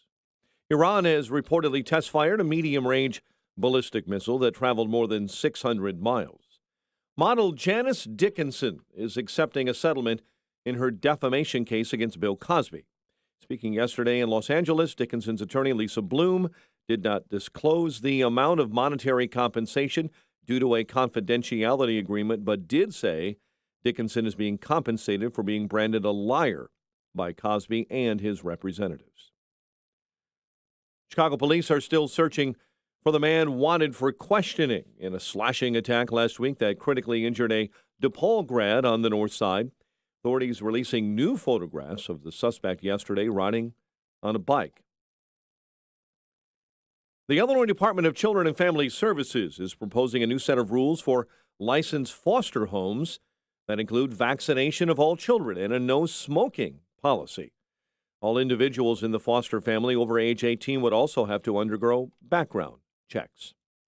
And when you think of dirty deeds in Congress, well, this probably doesn't come to mind. A group of U.S. House members will be spending time this morning washing the Vietnam Veterans Memorial by hand to show their respect and gratitude for the fallen. Love it, and it's an honor to have the opportunity to go out there and just put some elbow grease into cleaning that wall. Republican Congressman Brian Mast of Florida lost his legs and a finger to an IED blast in Afghanistan. Says he often brings his kids to the memorial. I was happy to hear about the Park Service organizing today's event.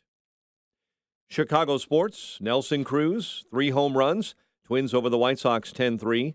Cubs open up a key set with the Brewers tonight at Miller Park. The news is a service of Staples. Staples is your back-to-school destination. Get all the supplies you need, incredibly low prices. Right now, get a 10-pack of Crayola broad tip markers with 2 bonus markers included for just 97 cents. In-store only, ends 8/31/19, limit 30 while supplies last at Staples. 6:34 is our time, and we'll have a check of traffic and weather on the way next on AM 560. Gas prices in Illinois have gone up. Way up. Fill her up. Thanks to Governor Pritzker and our lawmakers in Springfield. You're probably feeling some pain at the pump. Well, AM 560 and Croggy's Mobile Service Center in Addison want to ease your pain by giving you a $50 gas card. That's right, $50 to fill up your tank at any Exxon Mobil station. To enter for your chance to win, go to 560theanswer.com/gas. It's gas. Is your old AC a clunker? Does it clunk, leak, or make weird noises? Could be it's on its way out. Luckily, the highly trained techs at your local 1 Hour Heating and Air Conditioning will replace your AC with new top-tier equipment. And isn't that what you want to hear? Right now, get big savings on a complete cooling system. Call 855-1-HOUR. Your comfort is just a call away. Call 1 Hour. Terms and conditions may apply. Call for details. Independently owned and operated. Licensed in the respective state or county. Hey, Craig and Leslie here from In the Know. I love to barbecue, but there's nothing worse than running out of propane in the midst of cooking. It's all about being prepared, and that's how we look at your retirement planning. Absolutely. That's why our whole team at Wealth Management Group is fired up about helping you be ready. Tune in each week as we discuss practical ways to be ready for your retirement. Find us at investwithwmg.com and pick Wealth Management Group to be your +1 this summer. Listen to In the Know Sunday mornings at 10, right here on AM 560, The Answer.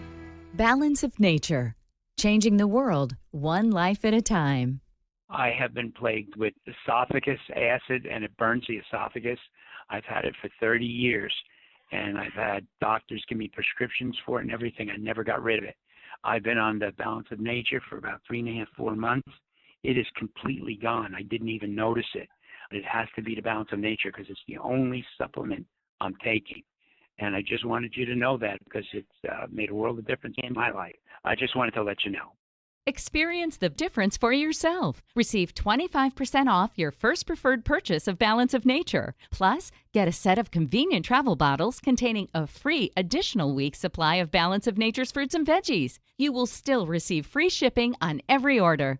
This is a limited offer and may end at any time. Call 800-2468-751 or go to balanceofnature.com and use discount code CHICAGO. Blue Emu supports healthy muscles and joints. Blue Emu works fast and you won't stink. 6:36 AM 560 traffic center time. In for Jim, here's Kevin Henry. Delay-free either side of the Edens. Kennedy inbound slows Canfield to Harlem, outbound from Bryn Mawr to Harlem. The Ike inbound, you're on the brakes from Manheim to Des Plaines, again from Damon to Racine. A little tap of the brakes outbound Austin to First. I-55 northbound, tight through the roadwork down to a single lane River Road to Blodgett. As you get on to the Stevenson, slow 355 to Cass, and very heavy central to Kedzie. A little bit around the Ryan as well. 47 minutes from 355 up to Lakeshore Drive, 34 from the Tri-State. Tri-State northbound is stop and go from the Reagan to the Ike with the slow westbound ramp north of there between North and the Grand Avenue curve. The rest of your area tollways are moving well. No trouble in and out of Indiana. That's traffic. I'm Kevin Henry. On AM 560, The Answer. Chicago's Morning Answer continues next. Your official Chicagoland weather forecast from the 1 Hour Heating and Air Conditioning Weather Center. Seasonably warm summer day, clouds and sunshine, high 85. Currently 68 degrees. Your next news update is at 7. Chicago's Morning Answer with Dan and Amy continues next on AM 560, The Answer. This hourly segment is brought to you by On Target Radio. From firearms and Second Amendment rights to personal freedoms and government intrusions. Listen here Sunday nights at 9. When you've got questions, he always has an answer. It's Sean Hannity this afternoon at 2, right before Joe Walsh at 5 on AM 560, The Answer.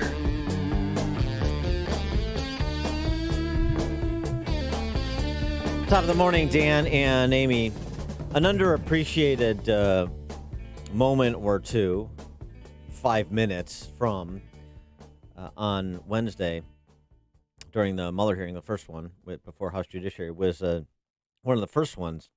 Steve Chabot, Republican from Ohio, who framed his back and forth with Mueller thusly. Thank you. Director Mueller, my Democratic colleagues were very disappointed in your report. They were expecting you to say something along the lines of, here's why President Trump deserves to be impeached, much as Ken Starr did relative to President Clinton back about 20 years ago.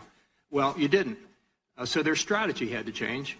Now they allege that there's plenty of evidence in your report to impeach the president, but the American people just didn't read it. And this hearing today is their last best hope to build up some sort of groundswell across America to impeach President Trump. That's what this is really all about today. Yeah, that is basically what it was all about that day on Wednesday. And what we find is Democrats trying to recast what the Mueller report contains and doesn't contain. And think we also find, per Mueller's own testimony, as Kim Strassel observes in the Wall Street Journal, that what we were told was the investigation was solely about Russian electoral interference and obstruction of justice. It's now clear it was equally about protecting the actual miscreants behind the Russian collusion hoax, and that speaks to what was omitted, what we know with spectacular color Mueller and his team didn't look at, the origins of the mess, the other campaign in 2016, and that moment was reinforced no more so than this Q&A between Chabot and Mueller that led to a spectacular admission of omission. When discussing the June 2016 Trump Tower meeting, you referenced, quote, the firm that produced the Steele reporting, unquote. The name of that firm was Fusion GPS. Is that correct? And you're on page 103? 103, that's correct, volume 2. When you talk about the firm that produced the Steele reporting, the name of the firm that produced that was Fusion GPS. Is that correct? Well, I'm not familiar with that. And let me just help you. It was. It's not a trick question or anything. Wow. It's still a wow every time you hear it. John Podhoretz, no fan of Trump. You know, he's the editor of Commentary, often critical of Trump. Maybe not a never Trumper, but pretty close. He writes about this. Robert Mueller breaks his silence and still has nothing in the New York Post. The release of the report found no conspiracy between the Trump campaign and Russia. That's what it says. And we talked to Juan Williams yesterday. They're trying to recast even what is in plain black and white. Right, I know. On like that we matter. live in different universes. Podhoretz goes on in his piece in the Post to say, Mueller isn't going to save anybody from Trump. Hell, I'm not so sure he can even drive himself home. If anything, what happened today is just another piece of evidence that the Democrat Party's determination to indulge its base obsessions in the face of polls screaming at them to stop is just going to get Trump reelected. For more on this topic, the legal piece of it, not so much the electoral political piece, we're pleased to be joined again by our friend James Fitzgerald. He is famed, retired now, FBI criminal profiler, special agent. And you know James Fitzgerald, the name, because he was part of the team that identified the Unabomber and brought the Unabomber to justice. That's memorialized in Manhunt, which you get on Netflix. Excellent. It's an excellent series. And also check out James Fitzgerald's books, A Journey to the Center of the Mind. James Fitzgerald, thanks so much for joining us again. Appreciate it. Good morning, Dan. Good morning, Amy. How are you guys today? Good morning. So as a career FBI'er, how do you think former director held up on Wednesday? As a career FBI'er and having spoken to a number of my former career FBI folks, some of them which lie on both sides of the political aisle, everyone was greatly disappointed in him, not only what he said, but how he said it, and of course what he didn't say, what he couldn't answer, how he refused to answer some questions. We agree we've never seen anybody sit at that desk in front of Congress people in any sort of a committee or subcommittee hearing and get away with answering so few questions based on this alleged only the four corners of the report will I respond to. But there are other very legitimately asked questions that somehow he, after consulting with his sidekick, sort of his chief of staff, I guess, Aaron Zedley, decided, no, that's not the answer I want to give. But even that was after he had to have the question repeated to him several times. So I'm not going to get too much into his physical or mental health situation. There are some serious questions about where he is right now in his life. Interestingly, you juxtapose the same man at the same age to President Trump, and it's two different people in that regard in terms of their overall demeanor, their persona, their ability to talk and walk and say what's being said. But the bottom line is the actual testimony itself over 2 parts on Wednesday. Mueller was clearly out of his comfort zone. He did not want to be there, and not only did he not answer many questions, but the answers he gave, including that one about not knowing Fusion GPS, was really the tell-all of where this guy was coming from. He was clearly the titular head of this task force, this special counsel, and there were people beneath him, and no doubt Andrew Weissman, who were really running the show. Right. That was obvious to everyone. Like, he had nothing to do with this. He was just the face of the operation. But did you learn anything new at all? I learned what he at least pretended he didn't know. And, I mean, the silence was deafening, or his non-answers were deafening in that regard. I was really waiting for, it was a very anticlimactic hearing, both of them. I didn't watch every minute of both of them, but I picked up a good bit of them. And I was kind of hoping one way or the other to have like a Colonel Nathan Jessup moment in it, like from A Few Good Men. And you can't handle the truth and, lecture to all of us across the land that we're stepping in places we shouldn't go. But instead it was a very mild and milquetoast sort of guy who just was sort of mumbling away incongruent sentences sometimes. It really didn't even make any sense. So I learned nothing. He gave one answer in the morning about the war crimes committed by the president, and he had to sort of correct that afterwards when he came back with the second hearing. Right. So what I learned is he is a very confused man, and he was the head of the special counsel investigation for 2 years, where $40 million or so of our money was spent.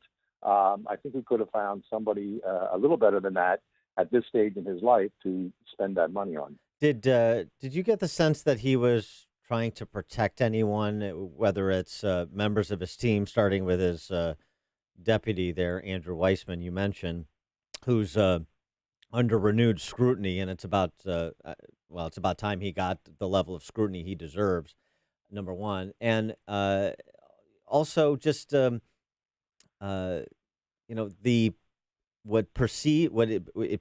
seems to be the partisan headhunting that was going on by some that were part of his team with respect to indifference as to the origins of the investigation, indifference as to the Steele dossier and the talk about connections to Russia, any of those connections, indifference to just sort of anything that wasn't directly contained within Trump world. Well, it's clear if these things were looked at during the 2+ year investigation, they didn't make it into the report, or at best a footnote, very vaguely and nebulously written. It certainly didn't come up in any, the statement by Mueller about a month ago, or about 8 minutes or so, with no Q&A afterwards, and certainly in these 2 hearings on Wednesday. None of those issues came up. They were just the aspects of this case they could not touch. And I'm sure they were told not to touch that by those above, anybody who may have any say in that particular long-term investigation. So there were people being protected, and it's no doubt, Mueller, and throughout his career, may have been an honorable man. I told you the last time I was on back in April, I did work with Mueller. I was in his room discussing the anthrax case, which of course was totally blown until all his people were put out. Another team came together. We then finally solved the anthrax case.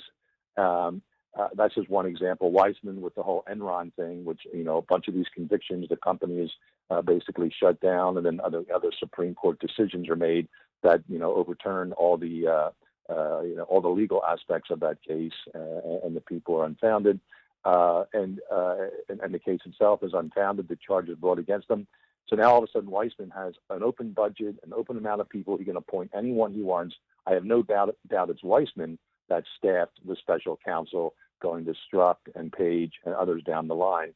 And, maybe he just looked around the night at Hillary's victory celebration and said, oh, I want you, I want you, I want you, just in case this thing doesn't work out. And it looks like that's who he surrounded himself with which is never a good sign in any kind of a supposedly objective investigation. This thing never was. It had its mind made up, its collective mind made up going in. We know the crimes. Now we just have to prove to ourselves how they were committed. Unfortunately, they couldn't do that. Do you think it was a politically motivated investigation? Excuse me. I mean, knowing that say without a Weissman doubt, was any in stronger charge. than without a doubt.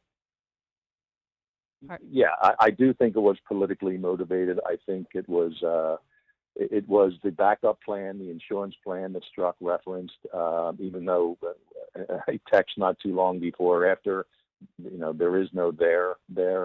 But nonetheless, they had to find some way to bring this president down, and I have no doubt it was an attempt at a coup. And they did their best, and of course, they're still trying in various ways. But fortunately, it isn't even so much what Trump did. He and his people just told the truth, and that hurts cases a lot of times when, in fact, there are no actual charges there to begin with. And that's what we have here. And the best they could grab onto was, nothing with Russia, no collusion, no conspiracy. Oh, but while he's being charged of death penalty offenses, including his sons being charged with death penalty offenses, that is treason, he gets pretty upset a few times and yells at some people and even says, maybe I should fire this guy. And go fire him. And no, we're not going to do that. Okay, well, that's one of the major charges they're throwing against him under obstruction of justice, which is just nonsense. It's almost being charged for thought crimes. And the whole ruse of the investigation itself was just designed to make the president act in certain ways and say certain things. And then, we have him now. Yeah. Look, obstruction of justice. All bogus, and that's not a way to run an investigation. Now, as I've said before, as an FBI agent, if the only charge I ever got out of a long-term investigation was obstruction of justice or lying to an FBI agent, my buddies would have kind of laughed at me on the side and said, that's the best you can do, Fitz. Well, in this case, it's the best they could do, and it's very, very weak. Yeah, that's a great point you make about essentially trying to charge over a thought crime, which is what totalitarian regimes do. That's sort of worth noting. In addition to that, the inconsistent application of the law, even with respect to quote-unquote process crimes.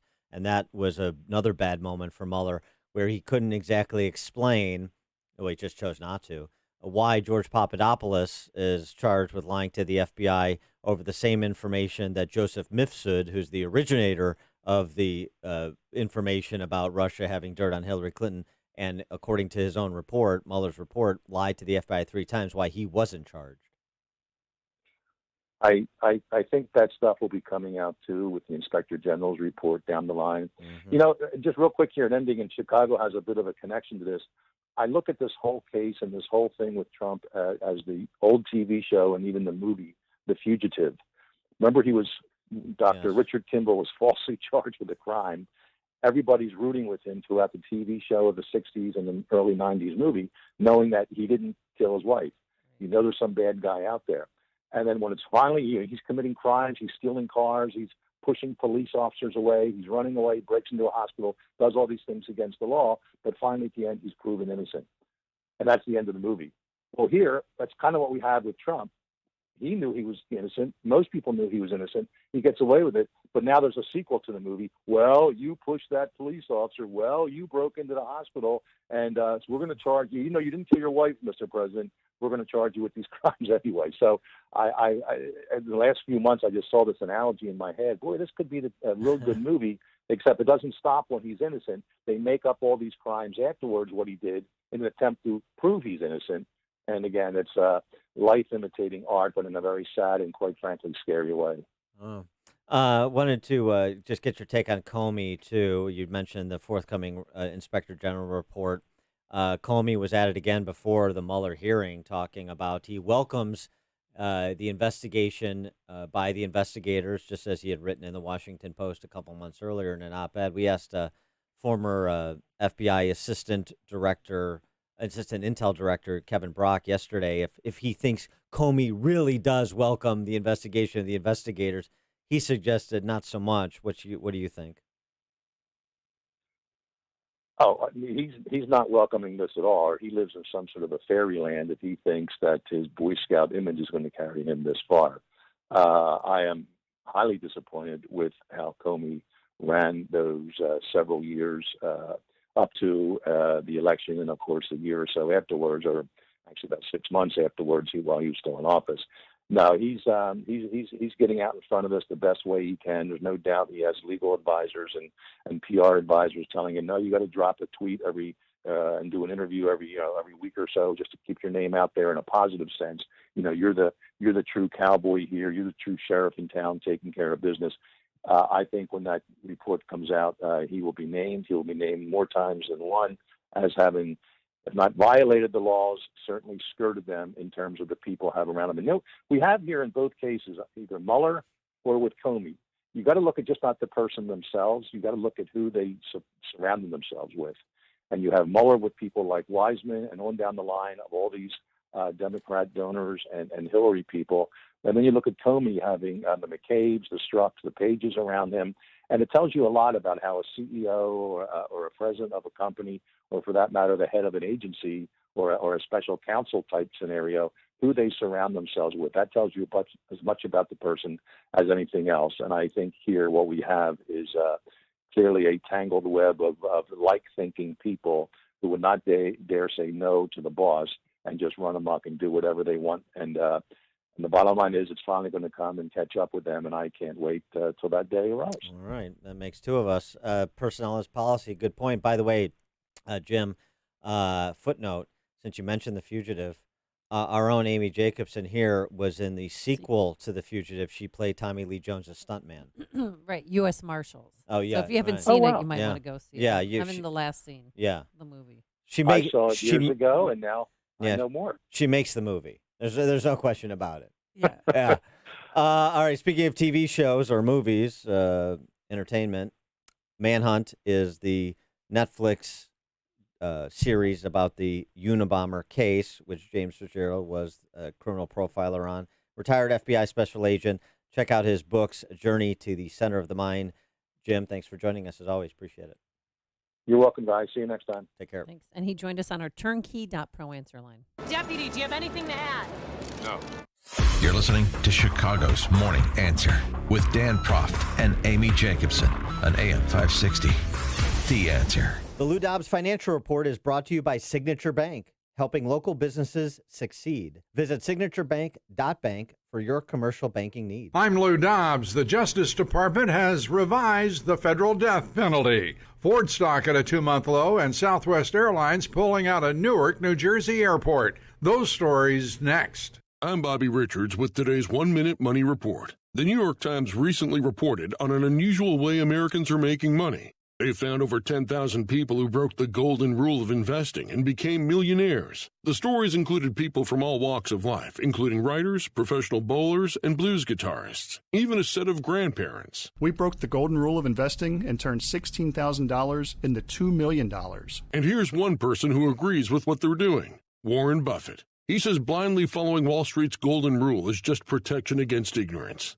And Alexander Green, perhaps the top stock picker in America, told his 140,000 followers that if they break this rule, they can retire on just one investment. His video immediately went viral. You can view it for yourself at onestockretirement.com and decide if you should break the golden rule too. Again, that's onestockretirement.com. If your retirement isn't what you want it to be, go see what 10,000 people have already used to become millionaires. The Justice Department reinstating the federal death penalty. It begins in December. 5 men convicted of murdering children will be the first to face the death penalty following a 2-decade moratorium. President Trump is on record supporting the death penalty for mass killings and killings of police. Shares of Ford Motor Company hit a 7-week low yesterday. The car maker reported disappointing second-quarter earnings. Ford blamed higher corporate expenses for the plunge. Southwest Airlines pulling out of Newark Airport. Southwest is offering all Newark employees positions at New York's LaGuardia Airport, where it will consolidate its East Coast operations. Please join me for Lou Dobbs tonight, 7 o'clock and 10 Eastern on the Fox Business Network. This is the Lou Dobbs Financial Report. AM 560. The Answer. Do you still get residual checks for that appearance in U.S. Marshals? Oh, yeah. Yeah? It's really hot right now in Germany and Portugal for some reason. I just got a check for $10.21. Nice. After taxes. Took about 20 years to get over to Portugal. Yeah, they're still they get Blockbusters over there. that rent them. So that's the bulk of my cash. Too focused on soccer. Coming up on advancement. Chicago's Morning Answer. We're going to talk to Brett Baer about everything that's happened this week at 7:07. But now, here is Mike Scott. 4 girls charged in a viral attack of a special needs teen. WIND Chicago News Time is 7 o'clock.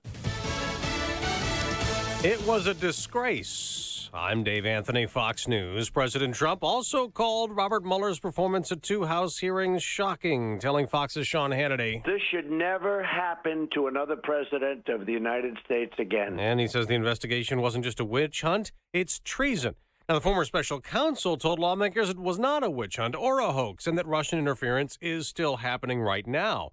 Well, the Senate Intelligence Committee put out a report that all 50 states were targeted in 2016.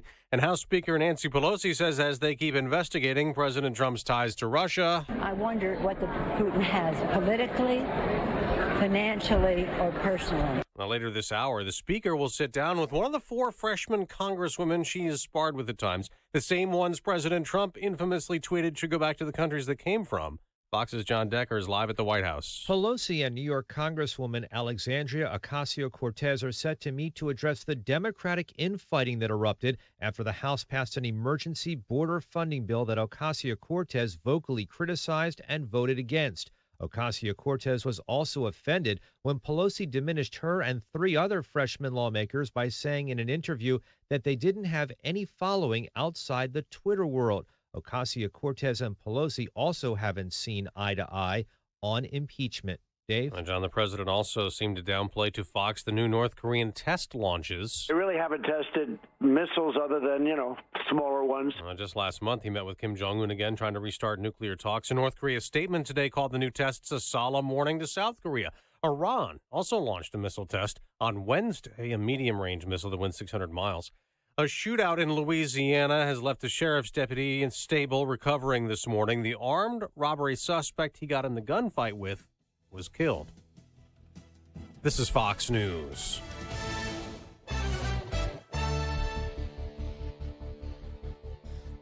.702 on AM 560. The Answer. Good morning. I'm Mike Scott. 4 teenage girls are facing charges in the beating of a special needs girl, captured all on video on Chicago's South Side earlier this week. Police announcing yesterday that 3 of those girls were charged with aggravated battery and mob action. Hate that we all saw is an affront to who we are as Chicagoans. It stands in direct conflict to the city of Broad Shoulders.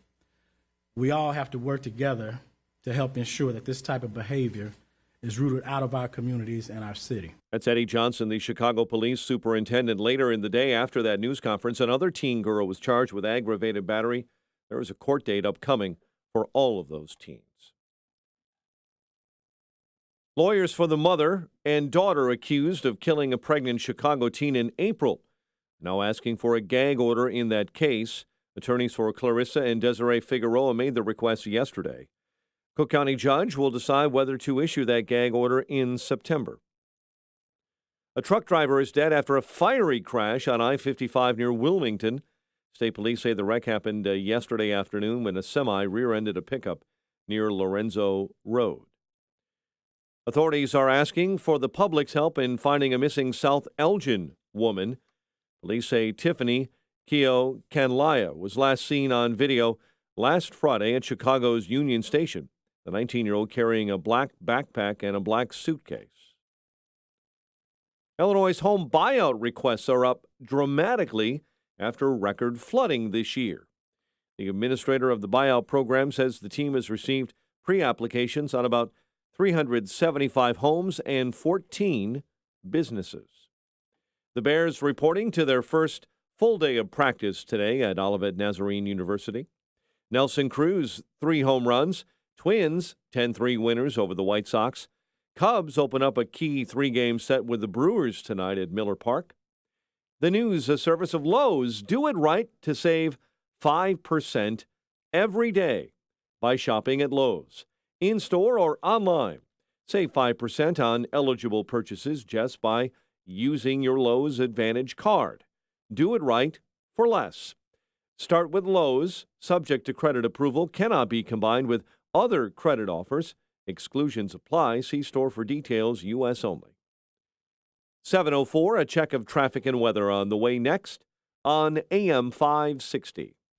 Remember when you could pick up the phone and talk to a friendly voice for technical difficulties? Yeah, now it's a help desk on the other side of the planet that knows nothing about my business and usually isn't much help at all. I got stuck in a help chat room the other day, and it was endless back and forth. I don't think they ever really understood or cared about my issue. It's tough to get great technical help these days. To find people that really care and invest in your success. That's what Turnkey IT does. And you can rely on them to take care of everything IT, as if they were right by your side, but without the expense of an in-house IT department. Get to know the local team members at Turnkey IT that continue to serve businesses just like yours, from 1 to 200 employees. A friendly face with a personal touch that's close by and believes your word really means something. For only $7.95 per month, you can have local IT help and forget about dealing with computer and network problems forever. Leave the technical stuff to the pros so you can focus on the important things. Visit turnkey.pro today. Turnkey.pro. When the sand gets hot, you gotta move fast, like a dog chasing a Frisbee.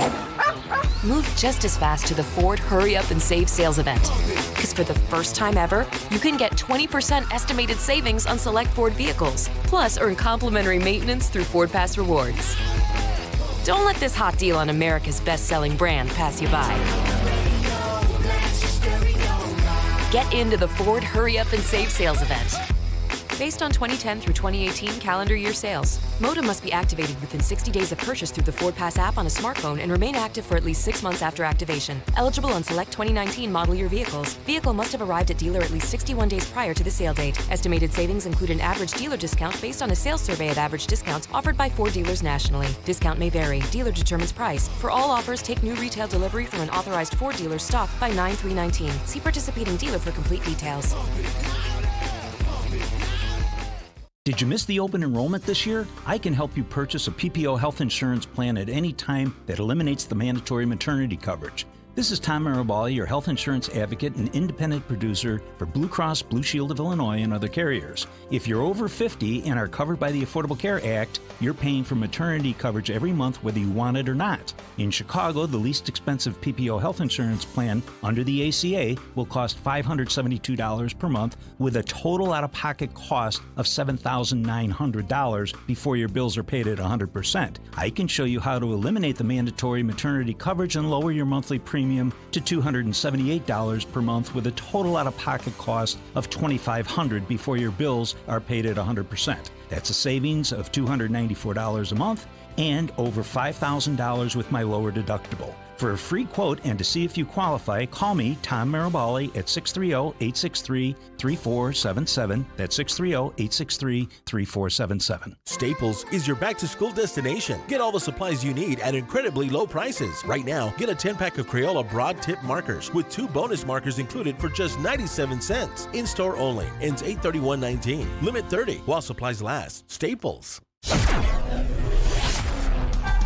7:08 AM 560 Traffic Center time. In for Jim, here's Kevin Henry. Train number 803 on Metra's Southwest line on the move after some freight train interference, operating with some residual delays. The inbound Stevenson getting pretty heavy, 355 to Cass, Central to Kedzie, Ashland to the Ryan, 50 minutes from 355 and 37 from the Tri-State. About a half hour back to the Tri-State, 38 to 355, slow from Kedzie out to Cicero. The inbound Eden's looking good, outbound tight from Montrose to Peterson. Inbound on the Kennedy, slow from Canfield to Harlem, Austin to Lawrence, Irving to California, and the Hubbard Tunnel on into downtown. About a half hour from O'Hare, 15 from the junction. Express lanes will save you about 2 minutes. That's traffic. I'm Kevin Henry on AM 560, The Answer. Chicago's Morning Answer continues next. Your official Chicagoland weather forecast from the 1 Hour Heating and Air Conditioning Weather Center and our meteorologist, Steve Williams. Intervals of clouds and sun today. It'll be seasonably warm. Our high today near 85. Partly cloudy tonight and a low 70. For tomorrow, a warm breeze. Intervals of clouds and sun. The high 88. Hot and humid Sunday. Partly sunny. The high 90. I'm Steve Williams on AM 560. The Answer. 68 officially at O'Hare. Your next news update at 7:30. And Chicago's Morning Answer with Dan and Amy continues next on AM 560, The Answer. This hourly segment is brought to you by Papa Nicholas Coffee. Papa Nicholas Coffee, a family tradition since 1897. This is Chicago's Morning Answer with Dan Proft and Amy Jacobson on AM 560. The Answer.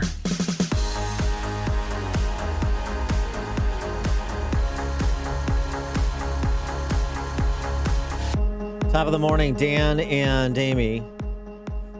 Peggy Noonan has produced another think piece.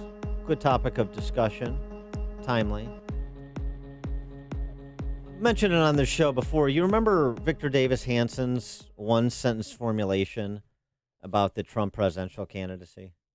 Oh, remind me. It was... It basically said, here's Trump's candidacy. All those elites in charge of Wall Street, Hollywood, academia, the press corps, corporate boardrooms. You know those people? Yeah. I know them all, and they're even worse than you think. And the question is, has anything changed to disabuse you of that notion? Of the notion that they're not acting in the interests of people who are not in their circles, inside their bubble. And number two, that they have shown no interest in piercing their bubble to look out at the rest of the world, to change their conduct, to be a little bit more open-minded about people who are not in their social, cultural, political, financial circles. 312-642-5600, turnkey.pro answer line. 64636DA, turnkey.pro text line. Or is it the fact, or is it more closely the truth that what you saw in 2016 was Louis XVI's court right before the French Revolution in 1789 that ended badly for Louis XVI, for those of you who don't remember your French history, as in his execution. Point is that the French Revolution, the Jacobins, Robespierre and the Jacobins, took out, ended 1,000 years of the French monarchy. And it was a power-addled, complacent, callous aristocracy that they took to the guillotine. There's a great movie, actually. It's called Ridicule, and it's essentially about the court of Versailles, about just a few years before the French Revolution. And it's how, they're just so decadent and self-regarding and ugly that they spend their days competing over social status and ridicule, attempting to besmirch the reputations of those in the court through their witty banter in these sort of nihilistic conversations they have. And so this brings me to Peggy Noonan's piece, where she asks, what were Robespierre's pronouns? It's really good. And so she sort of sets it up by talking about what I was just referencing. The revolution in France, run by sociopaths, Robespierre, the Messianic schoolmaster, saw it as an opportunity for the moral instruction of the nation. Everything would be politicized. No part of the citizen's life left untouched. As man was governed by an empire of images, in the words of a Jacobin intellectual, the new regime, post-Louis XVI regime, would provide new images to shape new thoughts. There would be new names for things. The first year of the new republic was no longer 1792, it was year one. The first month would be in the fall, named for the harvest. There'd be no more weeks, just three 10-day periods each month. And that's the parallel to some of what's going on today. I mean, does that not ring true? No part of a citizen's life left untouched from politics. We're going to start history in year one today when we take power. We are going to rename things and redefine the things whose names we keep. Isn't that what's been happening and increasing in pace? We talked about the speech code, or the redefinition of speech, the elimination of gender in terms in Berkeley as passed by the city council. They're rewriting their municipal code, manhole as maintenance hole and the like. Right. Can't say fireman, fire person. Right. Manpower, He or that's she. human power. Yes. Human power. The Communications Task Force at Colorado State University, the Rams. Don't call people American. If you call somebody an American, that erases other cultures. Don't say a person is mad or a lunatic. Call him surprising or wild or sad. Eskimo, freshman, illegal alien, all out. You guys, obviously replaced by you all folks. Don't say male or female. Say man, woman, or gender non-binary. Peggy Noonan writes, in one way, it's the nonsense we've all grown used to, but it should be said that there's an aspect of self-infatuation, of arrogance in telling people they must reorder the common language to suit your ideological preferences. There's something mad that in thinking you should control the names of things, or perhaps I mean surprising or wild. She writes, Noonan, I see in it what's happening. Not in France in 1789, in America in 2019. I see it in a spirit similar to that of the terror. There is a tone of, I am your moral teacher because you are incapable of sensitivity. I will help you, dumb farmer. I will start with the language you speak.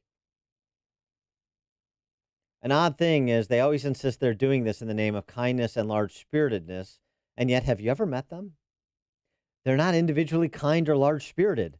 They're more like messianic schoolmasters, like Robespierre. Listen to this. Another example she gives to highlight the point, stuff we've talked about, but since Peggy Noonan's picking it up, gives it more legitimacy than, right-wing crank like me talking about it. Offices and schools are forced to grapple with the all-new gender-neutral pronouns. Here's a handy guide from a website purporting to help human resources departments in mid-sized businesses. Human resources department, mid-sized businesses. Every aspect of human life will be touched. Every aspect of your life politicized. HR departments, mid-sized businesses. Gender-neutral pronouns. What are they and how to use them? Oh, gather round. Well, I told you I have a friend who they had a conference just to talk about how to address millennials. Yeah, right. So that you don't offend them. A whole 3-hour conference. No breaks to talk about that. Because they want to keep them on the workforce. Which pronouns do you prefer, Amy? For he and she, Z, C, A, V, T, E. That sounds or like, D, none of the above. It sounds like I'm reading an eye chart. Like Z. Now I got to cover the other eye and read the other list of pronouns. How about for him and her? Zim, Z, M, ver, ter, M. Himself and herself. Z-self, herself, herself, verself, terself, M-self. There is someone at a high school in District 214 who wants to be referred to as Z. Yeah. Not he or she, and has told everybody. Yeah, but here's the thing. You didn't catch what I did wrong. What? I asked you which pronoun you preferred. Classic mistake. You should have caught that. Should have seen it coming over the plate. You're not allowed to ask the question in that way. Here's how you do it. Oh, okay. All right? This is the moral instruction. I'm just passing along All right, so we're yes, better yes, people, please help me. more sensitive. When you meet a new coworker, you don't ask his pronouns. You don't want him wondering if you think he's transgender or non-binary, you see. Instead, you introduce yourself in a way that summons his pronouns. Like this. We'll role play. Okay. Hi, I'm Dan, and my pronoun is he or him. Hi, I'm Amy, and my pronoun is te. Exactly. Or Z. Yeah. Great. What a pleasure. Please make sure to get Amy's No, why don't we, now, can you please use it in a sentence? Can you use Z and te. te in a sentence? This is te purse. No. My. Oh, that's wrong. Yeah. No. It's different. Words are hard on Fridays. Words are hard always. You have to learn the vocabulary before you can use it in Right, sentences. okay, It takes some time when you're relearning the language. You're sort of reprogramming yourself. Lost. Uh, Discombobulated. Yeah. She goes on, Peggy Noonan. The fact that some of this nonsense is grammatically incorrect, who cares? Correct grammar and the intelligibility it allows is a small price to pay for inclusion and equality. We're being asked to memorize all this, to change hundreds of years of grammar and usage to accommodate the needs or demands of a group that perceives itself as beleaguered. And this doesn't even get into bathroom policy. 312-642-5600.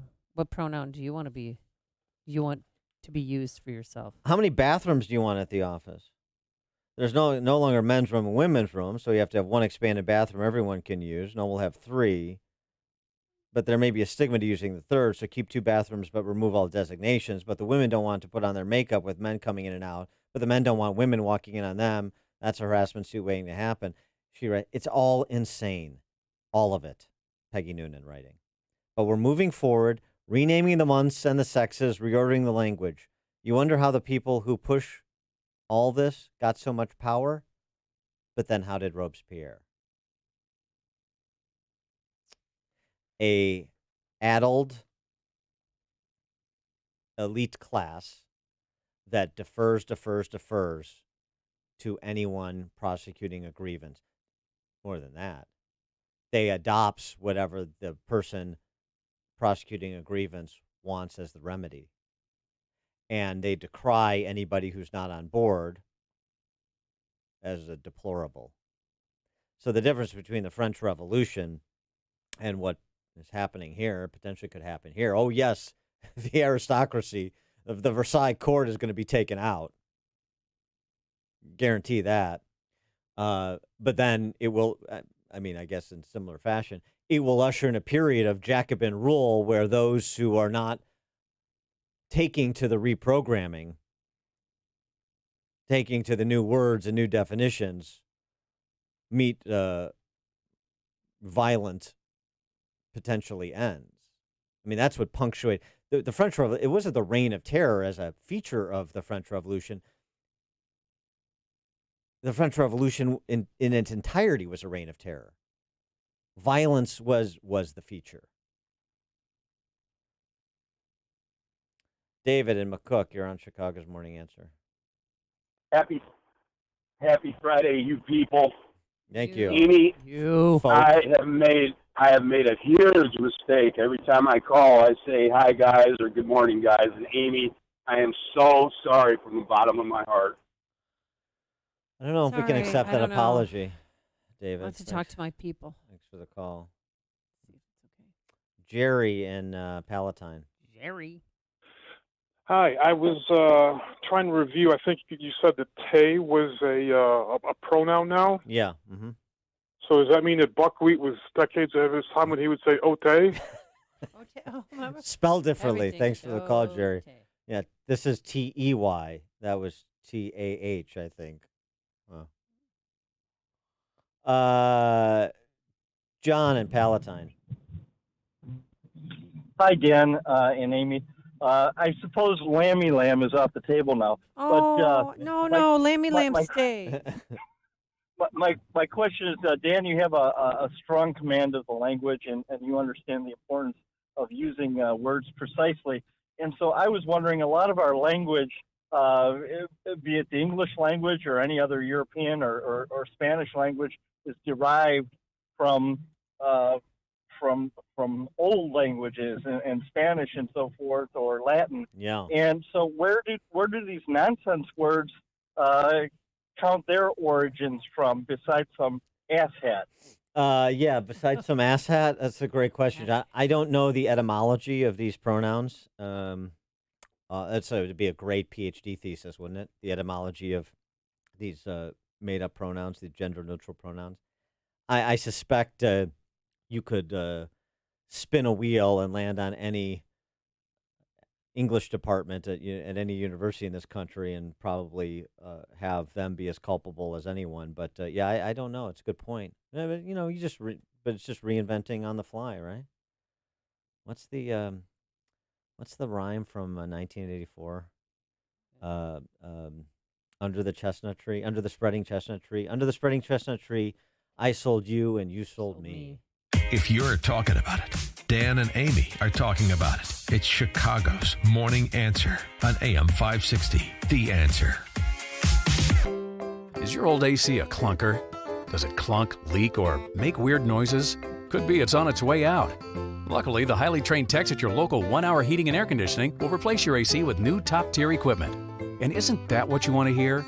Right now, get big savings on a complete cooling system. Call 855-1-HOUR. Your comfort is just a call away.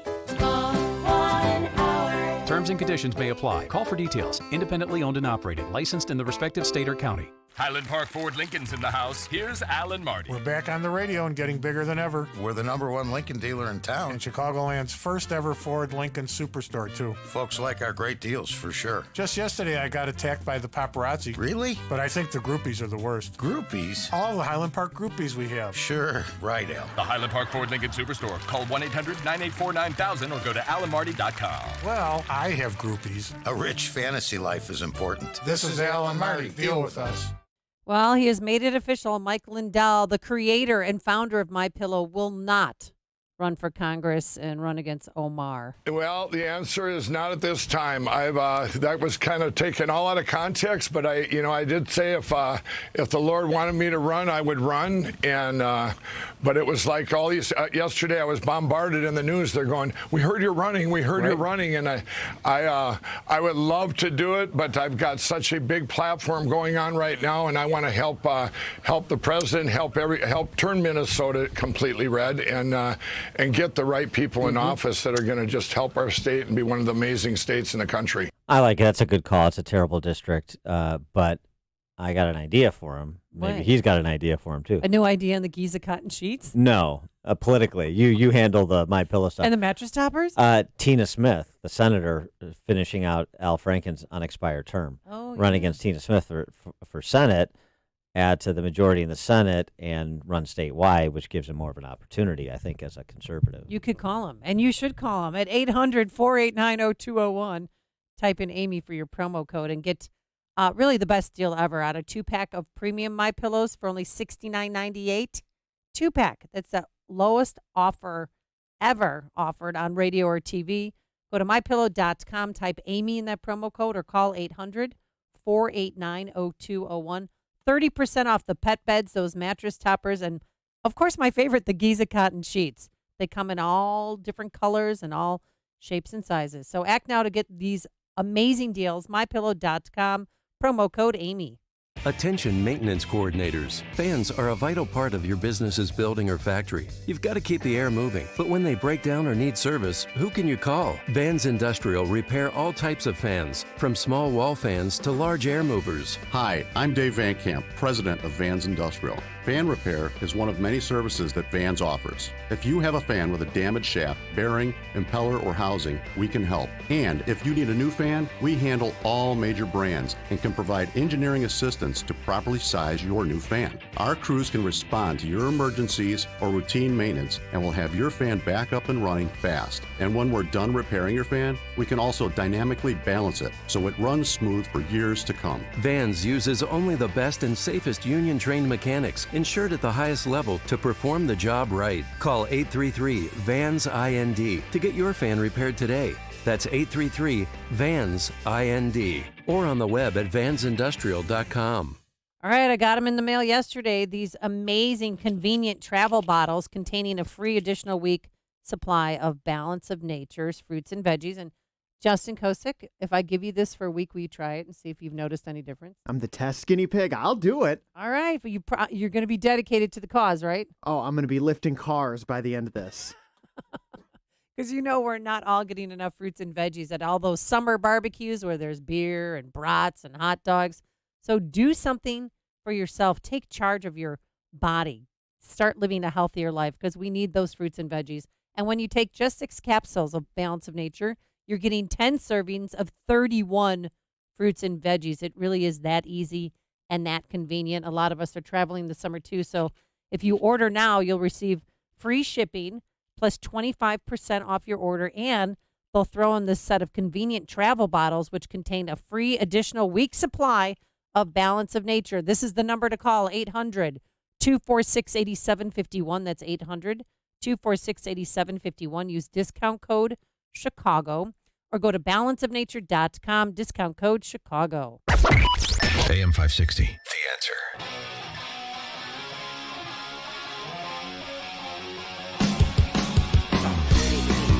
Who sings this song? Is this Poison? It's one of the 80s hair bands. This is not Poison. This Wait. is. No, you never. Oh, It's this is Poison. This is Poison. I want you to know that I got something right. That's not something to be happy about, that you know Poison's oeuvre. I used to have their hairdo, though. You know, the claw. Yeah. Lots of hairspray. What was the name of the lead singer? Poison lead singer. Come on, he was on a VH1 reality show, or one of those reality shows. Oh, Brett Michaels. Yeah. Was it? No, yeah, he was on The Apprentice. Oh. Trump really liked him. Yeah, I don't know. Yeah. One of those reality shows I never watched. Coming up on Chicago's Morning Answer. We'll get back to reality with Jane Ordlinger, senior editor at National Review, at 7:37. And later, the beauty queen who lost her crown because she's conservative, she will join us at 8:08. You're not going to want to miss that. But now let's head into the newsroom. Here is Mike Scott. 68 degrees. 4 teenage girls facing charges in the beating of a special needs girl captured on video on Chicago's South Side earlier this week. Police announced yesterday the 3 girls have been charged with aggravated battery and mob action. Hate that we all saw is an affront to who we are as Chicagoans. It stands in direct conflict to the city of Broad Shoulders. We all have to work together to help ensure that this type of behavior is rooted out of our communities and our city. That's Eddie Johnson, the Chicago police superintendent. Meantime, later in the day, another teenage girl was charged with aggravated battery. The teen who was attacked had been missing for several days. She was found on Tuesday. President Trump now plans to sign a bill extending funding for sickened 9/11 first responders on Monday. Iran has test-fired a medium-range ballistic missile. Experts say it flew about 600 miles. Massive budget bill is headed to the Senate after passage by the House. The $2.7 trillion deal raises the debt ceiling, removing the threat of a government default for the next 2 years. Now the president of a national police union is demanding an apology and more from Chicago Mayor Lori Lightfoot. Lightfoot was caught on an open mic calling a Chicago police union leader this week and, quote, FOP clown, end quote.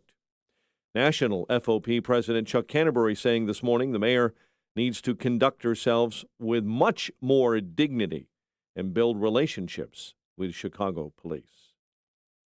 Lawyers for the mother and daughter accused of killing a pregnant Chicago teen in April are now asking for a gag order in that case.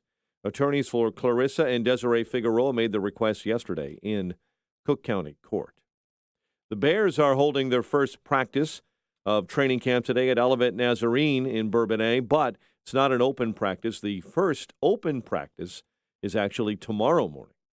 Twins cruise to a 10-3 win over the White Sox. Cubs open up a key 3-game set with the Brewers tonight at Miller Park. 7:33, we'll have a check of traffic and weather on the way next on AM 560. Sean Hannity sees people's selective memory. They didn't care about the exoneration of Hillary. That's why they never made a big deal about Hillary Clinton deleting subpoenaed emails and using bleach bit and hammers to get rid of the evidence. Yeah, real obstruction of justice. They only care about obstruction if they can say it's Donald Trump, selective moral outrage. The Sean Hannity Show. Afternoons at 2, right before Joe Walsh at 5 on AM 560. The Answer. Signature Bank is Chicago's fastest growing independently owned business bank. It's a bank where relationships still matter. Signature Bank knows your name and your story. I'm Dan Proft, and I know this because Signature Bank is my business bank. Hi, I'm Kevin Bastuga, co-founder of Signature Bank. If you get the feeling your deposits don't matter to your bank, then maybe you're not with the right bank. At Signature Bank, your deposits matter to us as much as your business loans. Signature provides unmatched banking expertise, custom financial solutions, and the industry's best technology to closely held Chicagoland businesses. Whether your business is looking for a deposit relationship or needs a ready source for financing, Signature Bank is the right bank for you.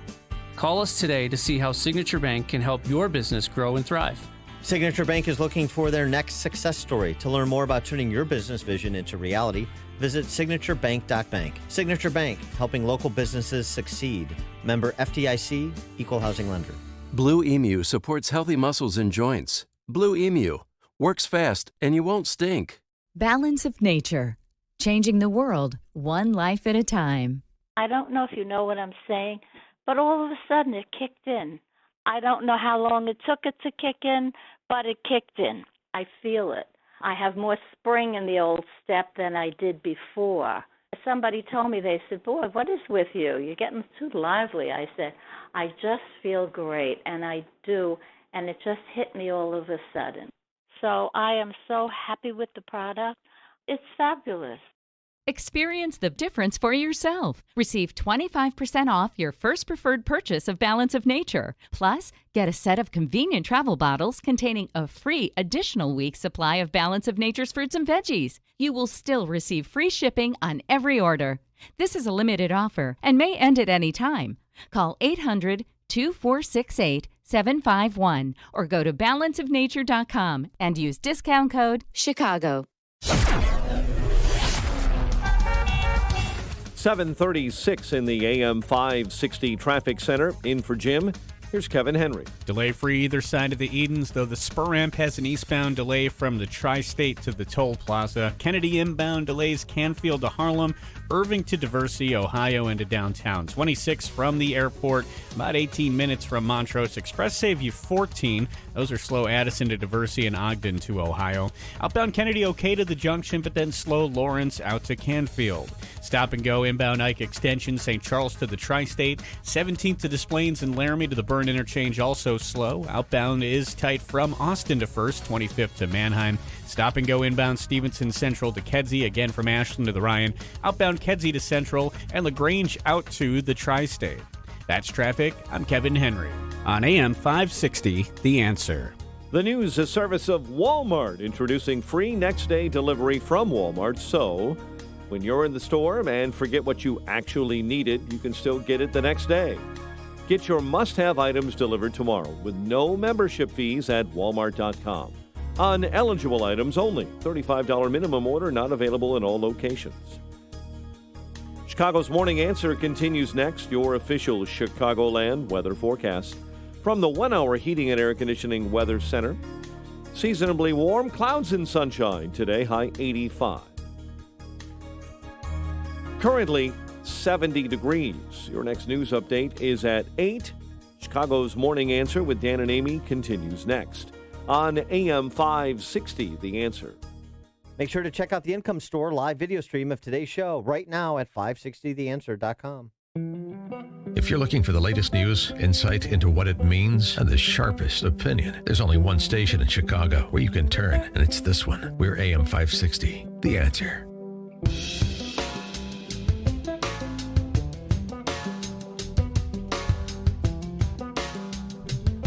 Good morning, Dan and Amy. So the FOP clown, quote unquote, has responded to Lori Lightfoot's aspersion. Oh. See what he's doing there? You know who sings this? It's not Poison. It's not Bret Michaels. It's Gordon Lightfoot. Gordon Lightfoot, exactly. Wait, are the words coming? No, we were waiting for you to do it. Your voice is about... Wait. Yeah. Your voice is much deeper than Gordon Lightfoot's. And every man knew as the captain did too, 'twas the witch of November comes stealing. Yeah, all right. Witch of November comes steering. Yeah, okay. Right, yeah. Well, I like Lake Coop, Umaguji. What's the name of the lake? This is like questioning Bob Mueller. No, you read the lyrics. I can't read the lyrics. Are you going to be my Aaron? My Aaron? Lori the Lightfoot apologizing for her aspersion and the FOP clown that she characterized, has responded to her apology now. Well, it all started when she was caught on a hot mic. You know what that means? It's not turned down. It's, she knew she was lavalier. I know what it means. It's when President Obama leans over to Dmitry Medvedev and says, after the election, I can take care of more stuff. Well, she called the police union official a clown. I'm sure you've heard it, but here it is again. The next speaker is Pat Murray. No, back again. This is this FOP clown. This is this FOP clown. Hey, do you juggle? Do you do kids' parties? Do you make balloons? Dogs out of balloons? Okay. Well, she apologized a little bit yesterday, kind of, sort of. I'm sorry that I said it out loud. Now who's the clown?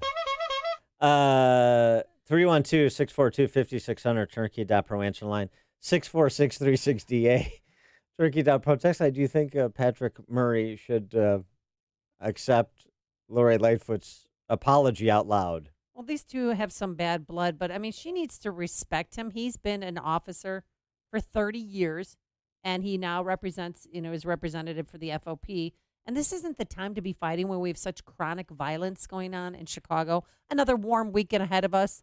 I mean, we don't even acknowledge the death tolls every weekend now unless they're in the double or, I mean, we do, you and I do, but nobody else. But Patrick Murray, whatever, name assassinator, he was just on with Fox and Friends. No, I did not. It was said so softly. She said it to the attorney next to her, and it was said so softly. It was picked up on a live mic, but I didn't hear it. After I got done speaking, my phone began to blow up. No, she's not. She not only has not apologized, she's had several opportunities to apologize, and I really believe she doesn't think she did anything wrong. And why Patrick Murray went up to the lectern that night in the public part of the forum was to, he was upset about the recent firing of the 4 officers who were fired over the Laquan McDonald investigation. So these two have known each other for a long time. They don't particularly like each other, but that doesn't mean that she shouldn't show him respect. No, that's not an apology. I think she owes an apology to everyone that comes down to there to talk to the city council, all these citizens that live in Chicago, and actually the Chicago police officers that I represent. 312-642-5600 is our turnkey.pro answer line. 64636, type in DA, then a quick comment. Well, I mean, I guess you don't really have to apologize for thoughts that you keep to yourself. Otherwise, everybody would be running around apologizing all day to everybody they come across, or a lot of people they come across. You'd be very busy. Yeah, well, that assumes that I would apologize. For what I'm thinking. An assumption is the mother of all screw-ups, and you wouldn't. Yeah, you're right. Not necessarily, but yeah. Now this is on a national level. Now that this morning Murray was on Fox and Friends, so now everybody is going to know about this. It's not the FOP clown thing or whatever personal history they have. It just goes to the larger problem, which is the civilian political leadership in this city is not interested in empowering police to police it. That's the bottom line, isn't it? That's the real takeaway. Tiny Dancer wasn't interested in it. Lori the Lightfoot, who I think fancies herself the police chief, as I've said before, she's not interested in either. How could you be interested if you accept the premise that was contained in the consent decree issued under President Obama, that the Chicago Police Department is a systemically racist organization? And Lori Lightfoot starts from that premise. So if you start from that premise, you're saying this is an institution I not only don't respect, I can't respect because they're racist. Institutionally racist. So here's another one of the clowns I got to deal with. Or does the FOP need to get thicker skin and just know that this is part of the dance that they're doing right now? I mean, aren't they still working on a police contract, too? Yes. Between the city. So, I don't know. 312-642-5600, turnkey.pro answer line. But should she have known better? She's the mayor now. Maybe she should take her job a little more seriously. Be careful what she says on hot mics. Well, yeah, obviously, but so what? Who cares? Oh, let's hope she never has another hot mic moment. That's not the point. The point is what she said in terms of what it indicates.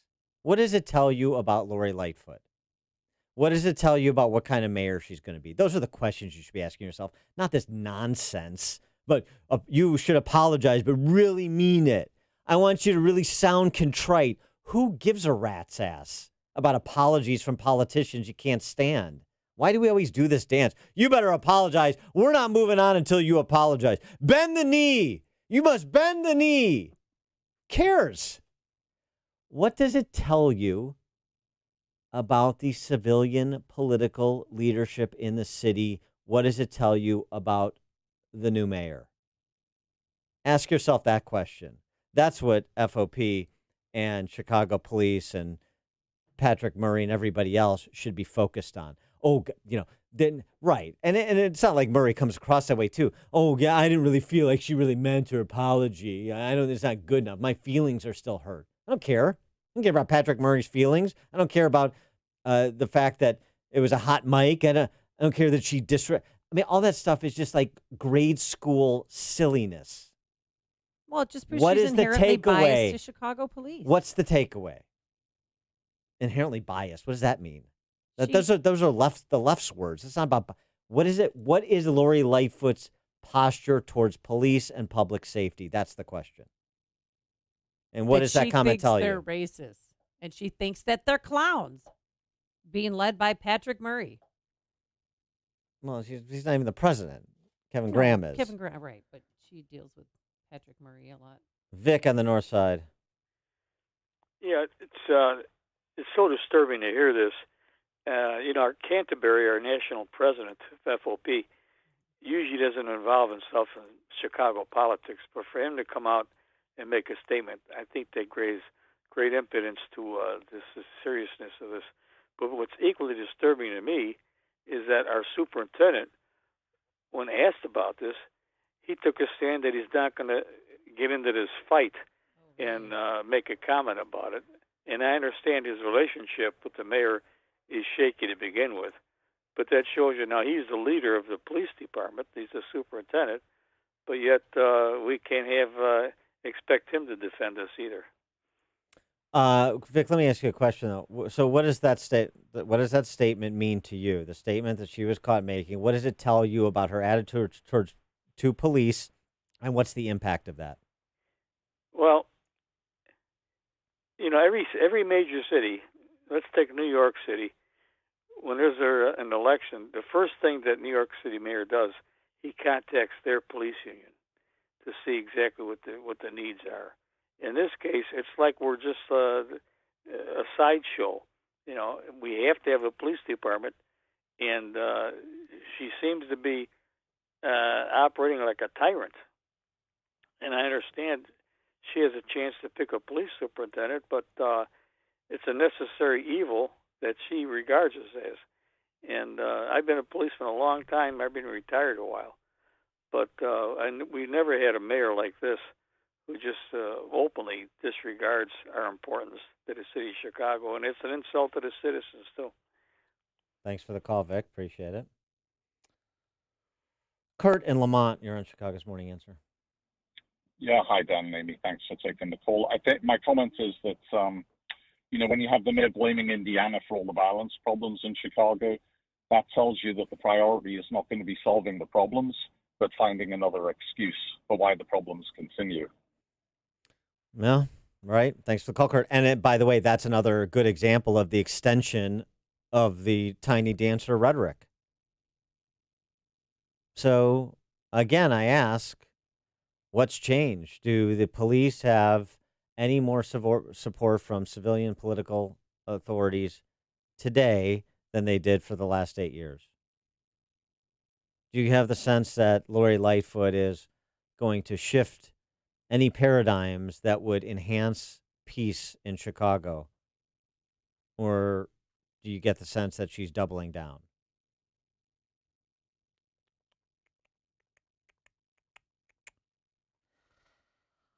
Elaine in Aurora. Yeah, I just wonder. I heard, though, that she put some water buckets and some ice pinatas in her budget. I mean, this is Lori de Blasio, Lightfoot. She is totally disrespecting the police. So just wait for it to happen, folks. It's going to happen here, too. Thanks for the call, Nate. If I was a police officer, I don't know, FOP, I don't know. Well, Maybe I don't know. You haven't I thought. I'm just trying to think like it's city property and this and that, but I do it anyway. Take whatever. Take the slap on the wrist. don't touch the bean. I'd paint one of the police cars like a clown car, and then I'd wear drive big red shoes. Yeah, I drive around on Michigan Avenue and have 12 of us get out of a police squad car. Yeah, and do the whole like with the big tie and the suspenders and just And do the the big whole. shoe, Yeah, why not? That's who she thinks they are. Let's do it. Let's make fun of. Let's have a good old time at the expense of the Chicago police, right? Why not fully insult them? They're a joke, right? Aren't they? They're just Doesn't help with people's respect toward police. If our mayor can't respect the Chicago police, then who will? You should see the what happened in New York. Speaking of de Blasio, as Elaine from Aurora did, see what happened in New York, where these kids come up behind a police officer and dump like a trash basket full of water over their head and then run away. That's how little respect or concern they have with consequences with respect to police in New York, because, of course, of de Blasio's antagonism towards police and who's as well. standing up for them is President Trump, and this is going to help come 2020. He tweeted out, it's time for Bill de Blasio to stand up for those who protect our lives and serve us all so well. What took place was completely unacceptable and will not be tolerated. Bill de Blasio should act immediately. I mean, the Chicago police rally they held outside the Kim Fox's office at the beginning of the Jussie Smollett saga. And you attended that. I was there. It was mostly police and retired police and their family members and friends. I mean, regular people in the city of Chicago. You think that Chicago police are they funny to you, like a clown? You think that making them an object of ridicule is a high five moment? Are you sticking it to the man? Is that what you're doing, you crazy cats? You nutty socialists out there? You power to the people, cultural Marxists, bull jive artists? Is that what you're doing? You making the city better? You making it safer? Is that what you think these people are doing that you voted for? Chicago writ large, including, speaking of the circus, the trained SEALs on the city council, half a dozen of which are self-avowed socialists, and the other, 42 maybe of the remaining 44 are non-self-avowed, but also socialists. How do you think this plays out? We don't have any backing. Now we're the object of ridicule. From our own mayor. Now we're clowns. Okay. You say we're clowns? Yeah. Then I guess the clown show will continue, won't it? And think of the family members whose loved ones didn't come home after a day of work. How do you think they feel when they hear Lori Lightfoot say that? Think of all of these high-minded and wonderfully tolerant Chicago residents who back this crap, and the producers of it, relentlessly, religiously, dogmatically. Mike in Hanover Park. Yes. Hi. Good morning. Yes, it's obvious it's not going to change. Like you said to her, they're nothing but a clown show, but she'll be the first one to blame them if something goes wrong or saying they're not doing their job. And then at the same token, this is just a continuation of the Obama agenda, was to ridicule our police officers, ridicule our military. Yeah, thanks for the call, Mike. It is an extension of Obama's posture, there's no question. And why would she be talking about a FOP clown rather than, I don't know, the street thugs who are murdering and inducing mayhem on predominantly minority, predominantly black neighborhoods on the south and west sides of Chicago? What about those clowns, and that's a generous term in that instance. Any discussion? What about the work product of the Cook County State's Attorney's Office? Care to comment? Little Trump? Different rules for different people. The other thing, too, is, everybody's so offended by Trump's sensibilities. Oh, stop the name calling, please. Can't we have civil discourse? Can't we elevate the conversation? Well, this dizzying intellect, she was a former assistant federal prosecutor, or assistant U.S. attorney, federal prosecutor. She's worked at a big law firm. She's smart. She knows things. Name calling? Oh, my word. Oh, heavens. Where about all the delicate sensibilities of the porcelain residents of Chicago? Oh, heavens, lakefront liberals. This kind of language in our politics? Oh, Lord. Marilyn and Lombard. Hi. In my opinion, I see a bigger picture. I don't think Lori Lightfoot, Mayor Lightfoot, respects the rule of law. She encourages illegal aliens to disobey ICE and teaches them how to avoid capture. She makes fun of the police, the only people that stand between us and the criminals. That's a terrible thing she did, and I feel real bad because the police are more than a necessary evil. They're necessary for us in a country that rules law, that has rule of law. All right, thanks, Marilyn. Mark in the north side. Yeah, I was just wondering that if we had a white mayor who was caught saying the same thing about a black official, calling that person a clown, would they not be labeled by the press and the black community a racist? Right. Well, of course. Thanks for the call, Mark. Right. There's political points to be scored, none the other way. That's right. Second City Cop tweeting to me, all Chicago police have to take an implicit bias class. Maybe Chicago's mayor, that's Lori Lightfoot's Twitter handle, needs to sit in on it. Yeah. Can you imagine if anybody else said that? They'd be fired. What does it say? What does it say about the mayor? What does it say about the electorate? And what does it say about where Chicago's going? Those are the questions. You're funny. You mean, so? Let me understand this, because maybe it's me, I'm a little f***ed up, maybe. But I'm funny how? I mean, funny like I'm a clown, I amuse you? I make you laugh? I'm here to f***ing amuse you?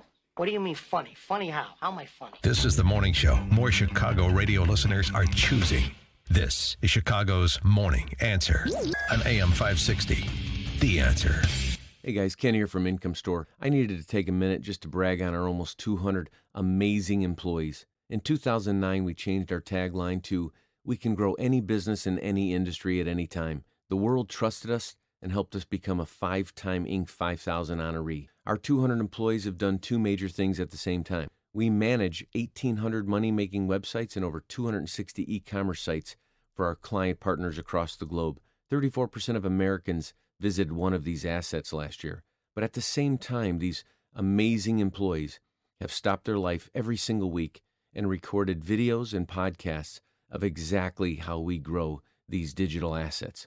If you're looking to figure out how we do it, just go to door number 1. It's free. You can study thousands of hours of material on how to grow your business. If you have money but no time, go to door number 2. It's a bit pricey, but our managed services are absolutely incredible. You got to check out IncomeStore.com. Our 200 employees are absolutely amazing. Balance of Nature. Changing the world, one life at a time. While I'm searching for the perfect balance, there's hundreds of thousands of chemicals just in an apple alone, and hundreds of thousands in an orange, and all of them. If I can just remove the water without damaging all of the other chemistry, then I can pack it more dense. I never imagined that I would be able to get it down to 3 fruit capsules and 3 vegetable capsules and have the same nutrient value as eating over 10 servings of fruits and vegetables every day. Experience the difference for yourself. Receive 25% off your first preferred purchase of Balance of Nature. Plus, get a set of convenient travel bottles containing a free additional week's supply of Balance of Nature's fruits and veggies. You will still receive free shipping on every order. This is a limited offer and may end at any time. Call 800-2468-751 or go to balanceofnature.com and use discount code CHICAGO. It's news, opinion, insight. It's AM 560, The Answer. WIND, Chicago.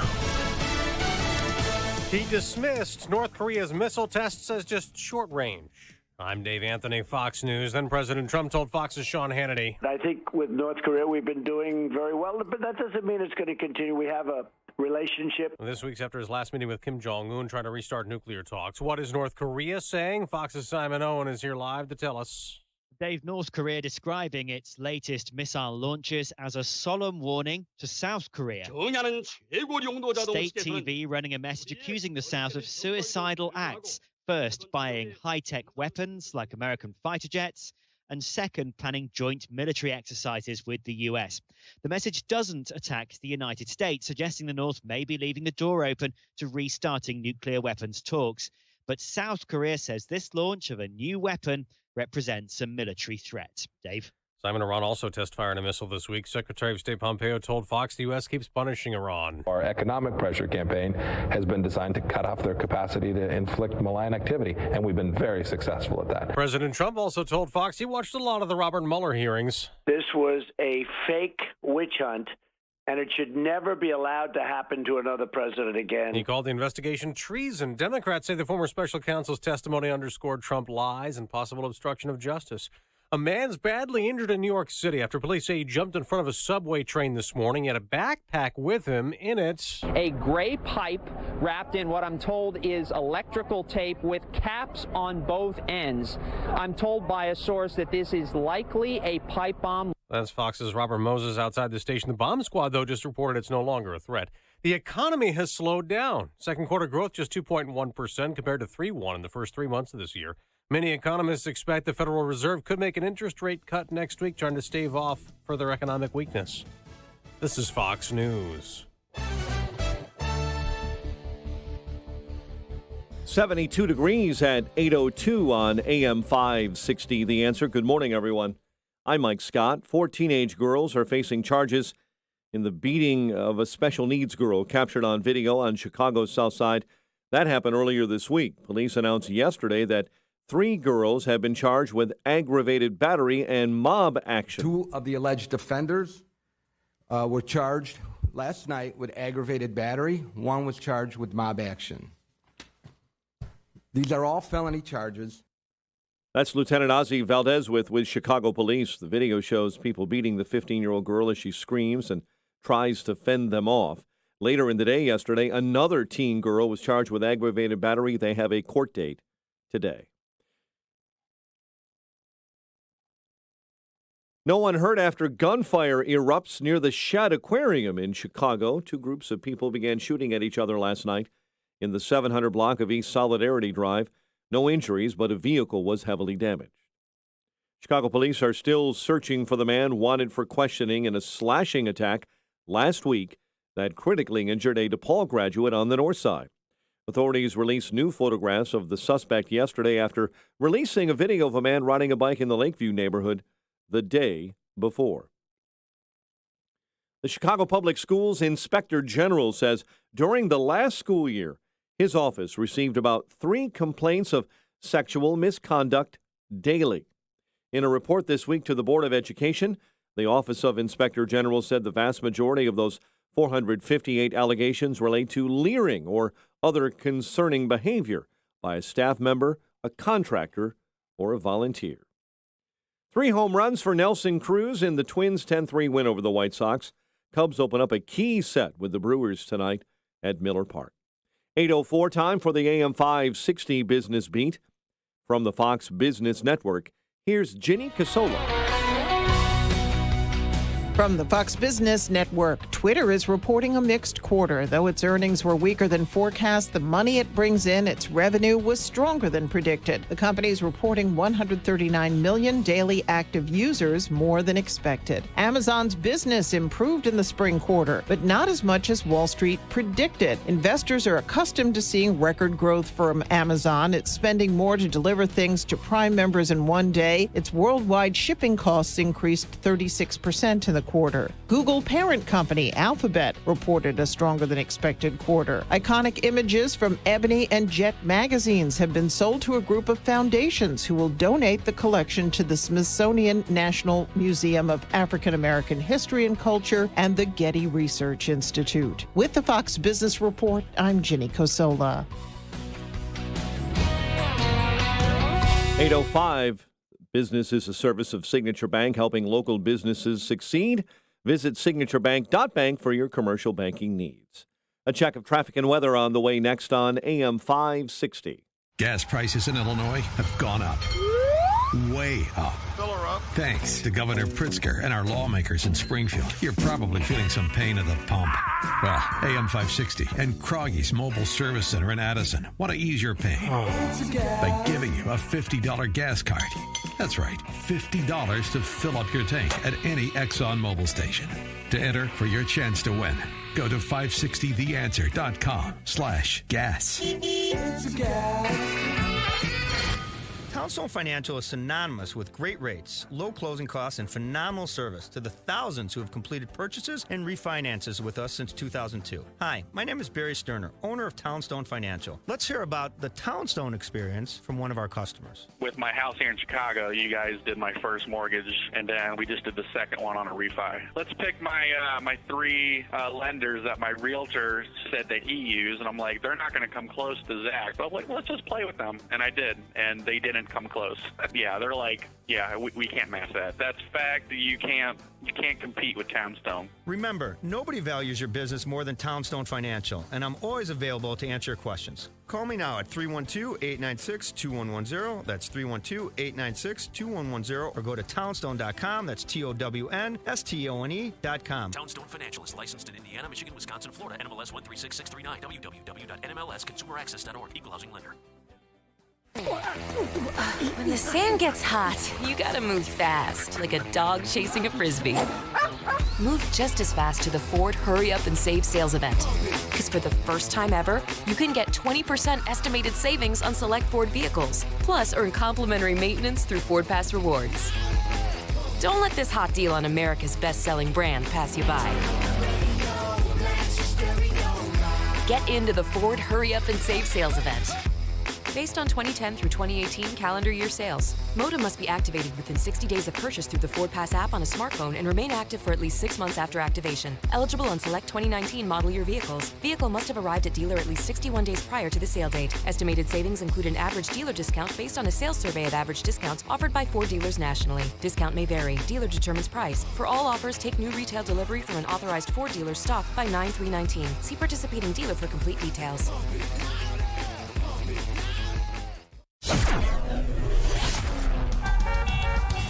8:07 on AM 560. Time for a dry basement and a healthy home. It's time to call Permaseal, 800-421-SEAL. And a check of the roads in the AM 560 Traffic Center with Kevin Henry. On the southwest side, an overturned scrap metal truck closes Cermak between Ashland and Paulina. The Eden Spur ramp slows eastbound from the Tri-State to the Toll Plaza. Kennedy inbound, tight from Canfield to Harlem, then jammed Kimball on in. 35 minutes from O'Hare, 24 from the Junction Express, only save you 3 minutes. Your outbound trip is slow Montrose to Harlem. Inbound on the Ike, stop and go on the extension, St. Charles to the Tri-State, then First to the Burn. Outbound Central to First, 17th to Manheim. A crash at North Avenue as well has been cleared out of the way. Inbound Stevenson, stop and go Central to Kedzie. And northbound Lakeshore Drive delays building from the Stevenson all the way up to Jackson. That's traffic. I'm Kevin Henry. On AM 560, The Answer. Chicago's Morning Answer continues next. Your official Chicagoland weather forecast from the 1 Hour Heating and Air Conditioning Weather Center and meteorologist Steve Williams. Intervals of clouds and sun today, seasonably warm, the high 85. It'll be partly cloudy tonight, low 70. For tomorrow, partly sunny, breezy, and a high 88. Hot and humid Sunday, intervals of clouds and sun, the high 90. I'm Steve Williams on AM 560, The Answer. Currently, we have 71 degrees. Next news at 8:30. Chicago's Morning Answer with Dan and Amy continues next on AM 560, The Answer. Experience the many restaurants of Seven Bridges on the evening of August 8th at the Golf Club in Woodridge, Illinois. Aside from great tastings and treats, Sample Seven Bridges will have prize drawings and DJ entertainment throughout the evening. Visit chambers630.com to register. This is Chicago's Morning Answer with Dan Proft and Amy Jacobson on AM 560. The Answer.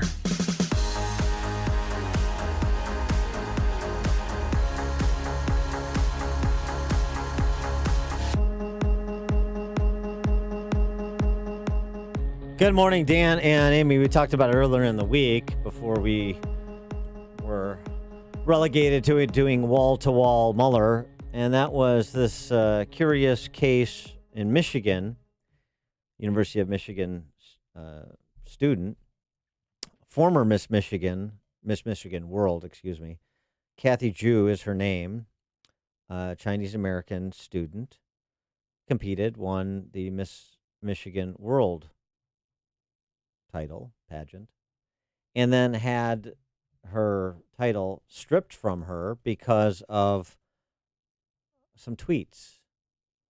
One tweet about refusing to wear a hijab during like National Hijab Day on the campus of Central Florida University. Like somebody came up and said, "Will you put this on?" And she just declined. That was it. There was no religious incident, no racial incident. That was it. And some tweets about gun crime stats. No different than we would offer on this show when we talk about crime in the city of Chicago. So how this all went, and she posted the notice she received from the sponsoring organization as well as her response. And we read those, both of those missives. But it's always better to get a first-person account, so why don't we do that? We're pleased to be joined by Kathy Zhu. Kathy, thanks so much for joining us. Appreciate it. Hi, thank you for having me. So, so just give us sort of the synopsis of what happened. You enter this pageant and you win, and all of the incidents happened after these tweets were discovered, or was there controversy throughout the process? Just give us a summary of what happened and how it went down. Yeah, so I got crowned on a Sunday. Wednesday. I couldn't participate. Oh, Kathy, sorry, the connection isn't great. You're sort of cutting out. Don't move around if you are. Are you standing in one spot? Yes. Okay. Okay.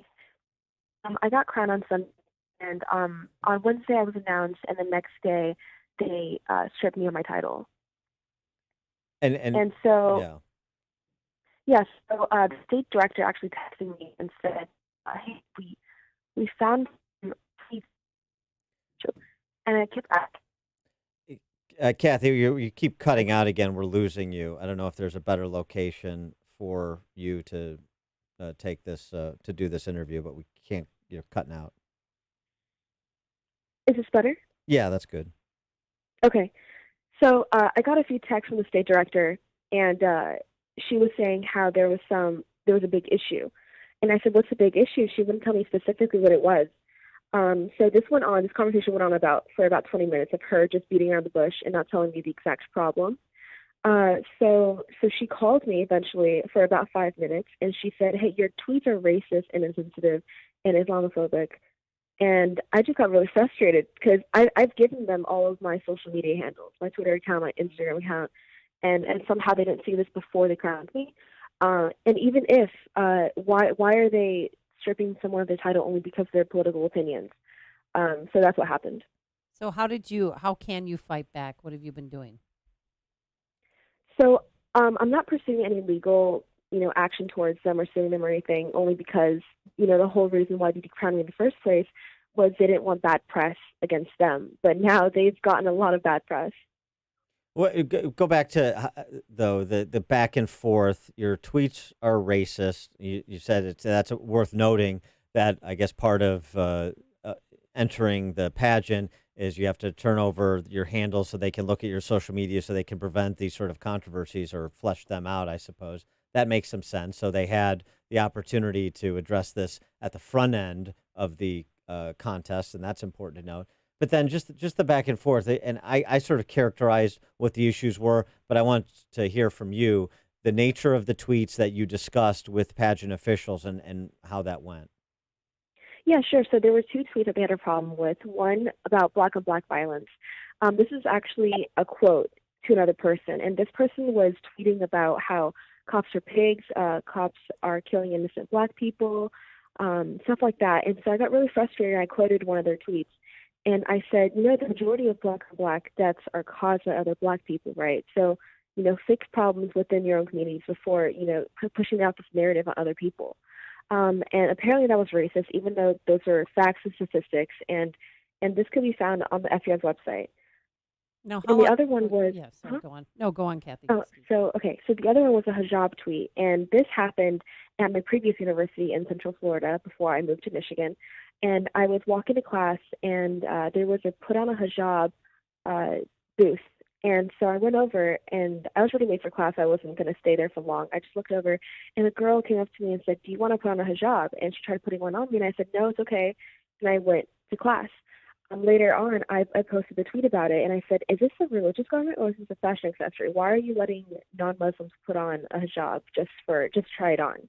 I mean, if I was a Catholic, I wouldn't want to put on my Catholic rosaries or to other people, So I just think it's really ironic. And today you're going to be speaking at a Women for Trump event in Bloomfield Hills, correct? Correct. So how does that factor? How does your support from Trump factor into all of this? Was that an issue that was brought up in your conversations with pageant officials?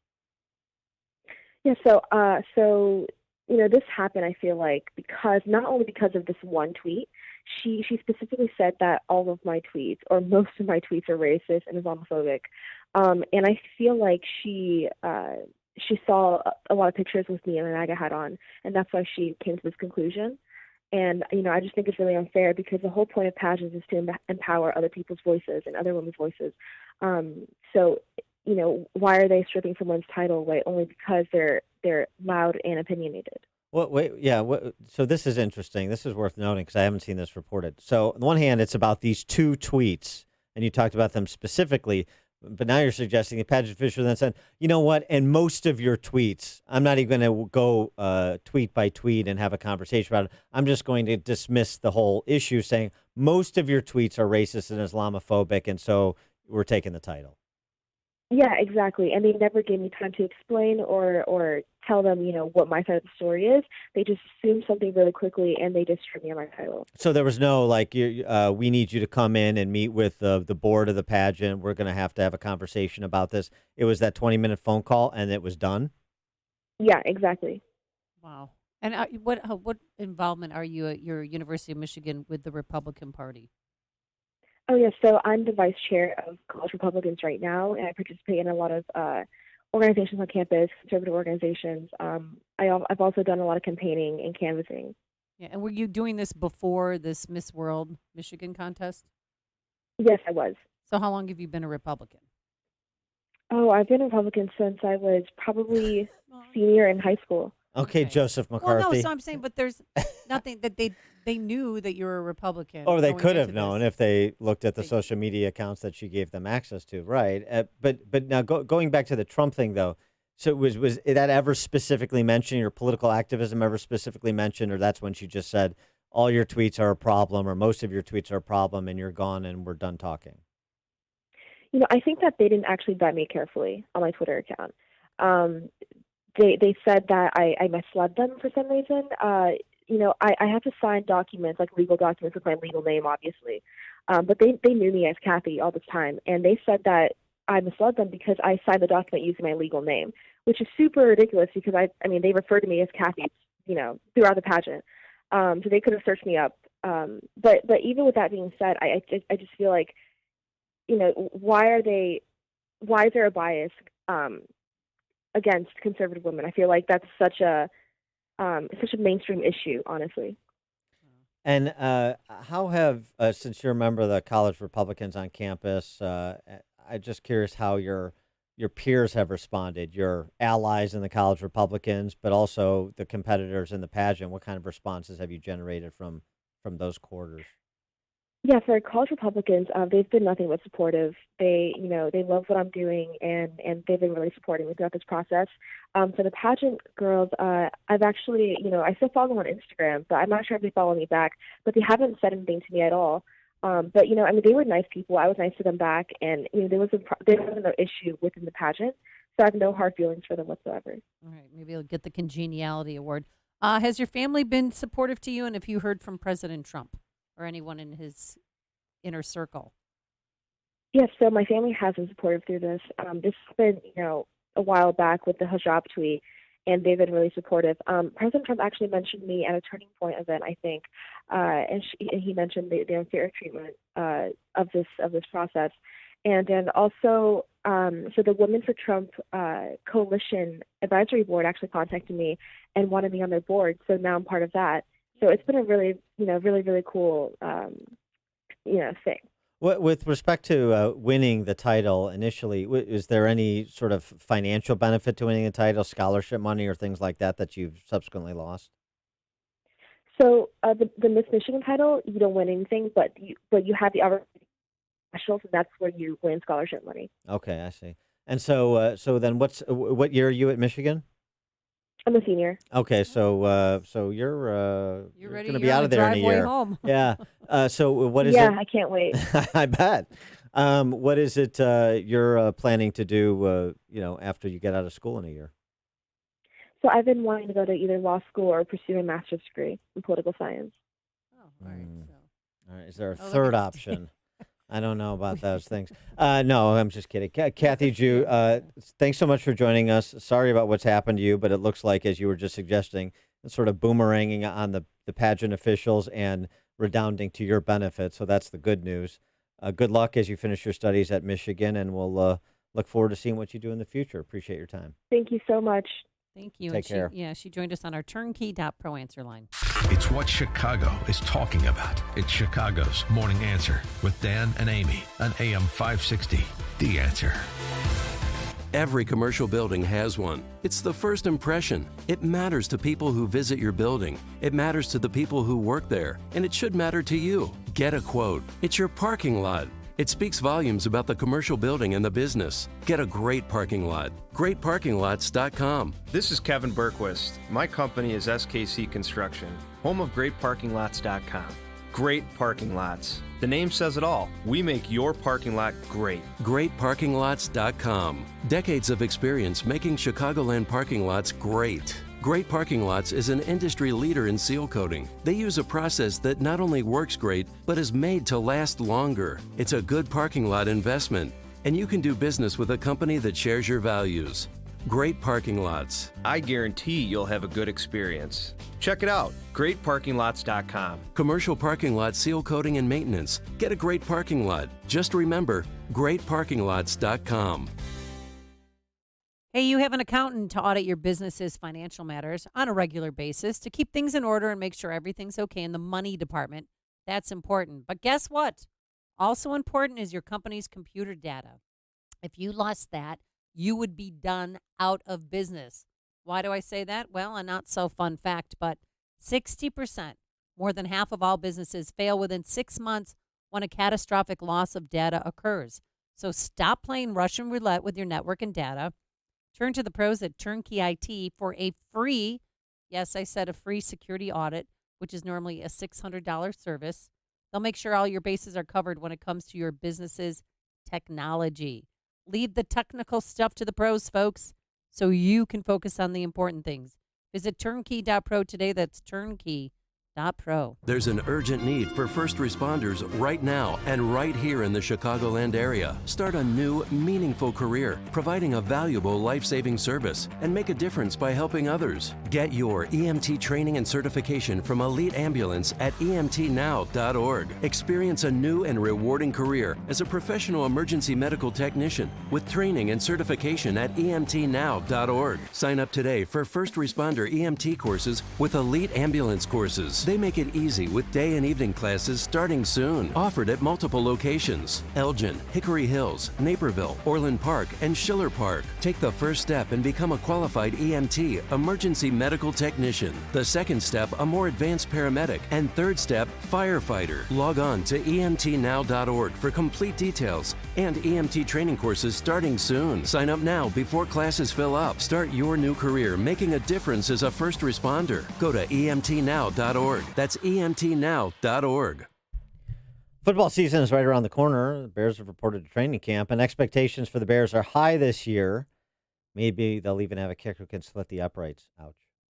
The Bears preseason kicks off Thursday, August 8th at Soldier Field against the Carolina Panthers. Cam Newton and company. We have a 4-pack of tickets to give away to an active duty member of the military or a veteran. Have your military ID or DD-214 at the ready. To enter for your chance to win, go to 560theanswer.com/football. That's 560theanswer.com/football. 4-pack of tickets to the August 8th Bears game against Carolina Panthers preseason. And again, only active duty military or military veterans eligible to win. And we want to thank our friend of the show, Jeff Carter, pointsandfigures.com, fintech professional in Chicago, Jeff Carter, for providing these tickets. Hey, join the GOA Regional Business Association for a summer barbecue at Grove 27 in Bussey Woods on Friday, August 2nd, with other business leaders. Enjoy a cold beer, games, barbecue, and much more with the whole staff for an afternoon relaxing in the sun. Register for GOA Summer Barbecue for just $25 in advance. Go to thegoa.com. That's thegoa.com. thegoa.com. Balance of Nature. Changing the world, one life at a time. I love it. I'll take it for life. When I go in and I get all my checkups and everything and that, my numbers are just, they're through the roof. Good. It works well. It is the most wonderful product I think I've ever taken. The success of using this product has just been wonderful.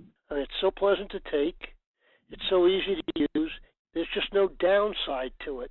If a product like this is going to improve your life, then this is the best one out there. Experience the difference for yourself. Receive 25% off your first preferred purchase of Balance of Nature. Plus, get a set of convenient travel bottles containing a free additional week's supply of Balance of Nature's fruits and veggies. You will still receive free shipping on every order. This is a limited offer and may end at any time. Call 800-2468-751 or go to balanceofnature.com and use discount code Chicago. AM 560, The Answer. Time now for another reason why Dan Proft is single. In the immortal words of Yes, owner of a lonely heart, much better than owner of a broken heart. This is awful. Or a broken skull. Woman flew into rage on a flight and lamped her, I love the English, and lamped her boyfriend with a laptop for looking at another woman. American Airlines passenger can be seen berating her partner on board a packed flight from Miami before things turn violent. So he had the looker eye, huh? Have you ever dated one of those? And ladies, I know you have, that a guy that's always constantly looking at other women. It is so annoying. Giving women the side eye. Oh, I hate it. I won't say his name, but oh my God, it's the worst. They'll never change, ladies. Break up with them sooner rather than later. The woman in question here can be heard ranting, telling the man next to her that she wears the effing nuts. You want to try effing looking at another woman? N-word? Nah, F you.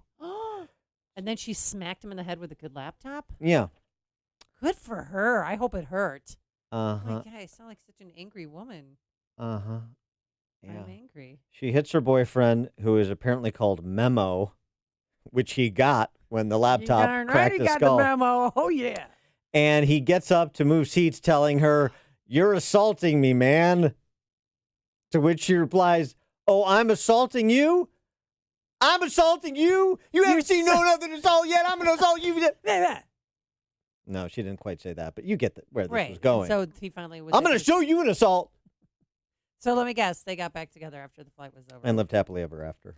Here's a great story. Well, I don't know. No, about this that. is an example because people are saying, oh, it's just all like women are so bad and men are so good with your little white Dan Proft is single, and that's misogynistic.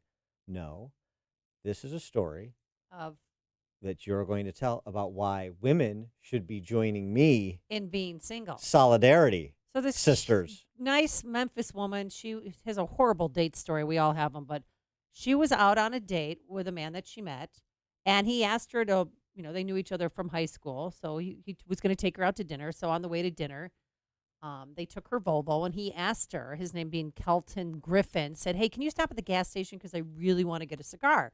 So she goes, all right, thought it's cute, runs inside the gas station to buy him a cigar, and she comes out, and the car's gone. Her date took off with her car, but to make matters worse, he picked up her god sister. They got GPS on that car, don't they? Yeah, so they figure out that he stole her car to take another woman who happened to be her god sister out on a date. Yeah. God sister, that's an odd term. I mean, I understand what it is, the children of your godparent, if they're not relatives. You just don't hear god sister much. Yeah, well, imagine her surprise. I've heard So she got her- Godsmack, the she band, but I've she never got- heard God Sister. She got her car back, but a broken heart in the process, and felt duped even on the first date. Why women should be single, folks. Yeah, I've got a message. trust the I've got perhaps a remedy. This important thing piece for both men and women. Okay. Important thing piece from Zoltan Istvan. Oh, I love that guy. He is a libertarian, and oh boy, is he. Zoltan Istvan? In 2015, I bought our mechanoid robot for my 2016 U.S. presidential campaign to follow me around and create support for transhumanism. I told you he's a libertarian. I warned you. He ran, this just in, he staged some kind of presidential campaign in 2016 in the libertarian ranks. The robot rode in the front seat of my campaign bus across America. With only basic AI, it could answer simple questions, do things like mimic human movement and dance, could teach my 2 daughters karate. At the age of 5, my one daughter announced she was in love with the robot and wanted to marry it. My wife and I set up a mock wedding and filmed it. It was all good fun until my wife asked how I'd feel if my daughter wanted to do this as an adult with a robot she loved. Transhumanism. I mean, we're letting kids decide what gender they're going to be. So there it is. The libertarians crack another case wide open. Men and women, you just marry your robots in support of transhumanism and completing the brave new world in which we're about to live.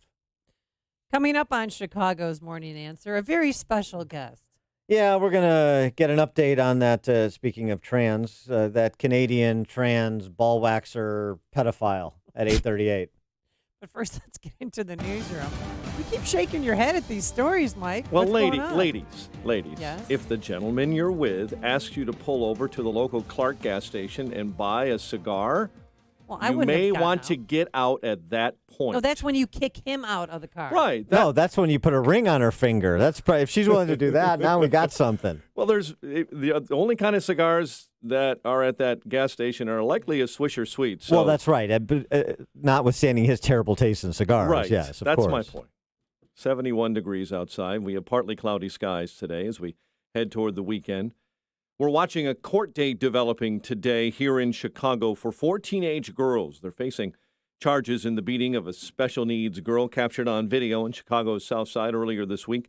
Police announcing yesterday that the three of the girls have been charged with aggravated battery. 2 of the alleged offenders were charged last night with aggravated battery. 1 was charged with mob action. These are all felony charges. That's Lieutenant Ozzie Valdez with Chicago Police.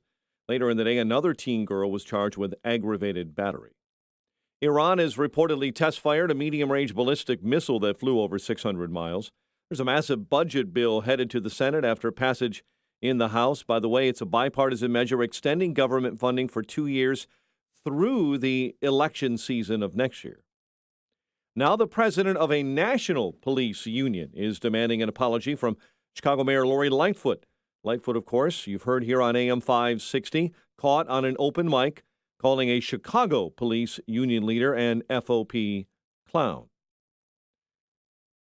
No one hurt after gunfire erupts near the Shed Aquarium. Two groups of people began firing at each other last night in the 700 block of East Solidarity Drive. No one hurt, but a vehicle was damaged severely.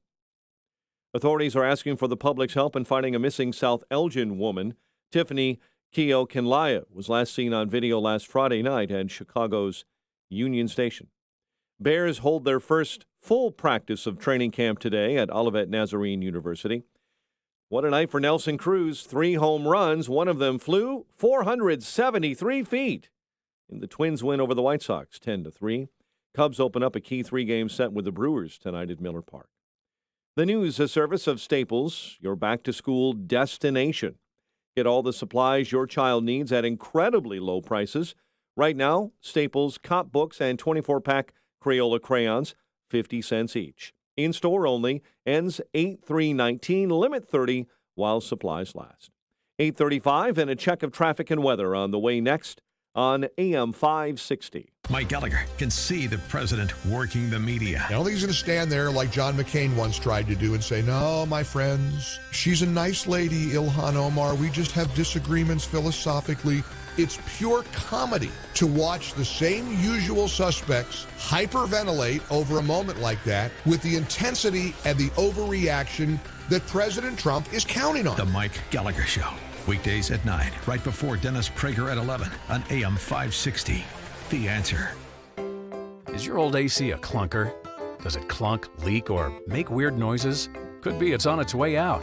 Luckily, the highly trained techs at your local 1 Hour Heating and Air Conditioning will replace your AC with new top-tier equipment. And isn't that what you want to hear? Right now, get big savings on a complete cooling system. Call 855-1-HOUR. Your comfort is just a call away. Call 1 Hour. Terms and conditions may apply. Call for details. Independently owned and operated. Licensed in the respective state or county. Does your dog itch, scratch, stink, or shed like crazy? Come to Dynavite for help. Order a 90-day supply of Dynavite. Pick up 2 bottles of Lico Chops, get the 3rd bottle free. New improved Lico Chops with omega-6, omega-3, vitamin E, and now 6 extra direct-fed microbials. Even better for the digestive tract and immune system. And dogs love it. Try Lico Chops. Buy 2, get 1 free. This is Henry Lukasevic for Dynavite. DINOVITE.com. Balance of Nature. Changing the world, one life at a time.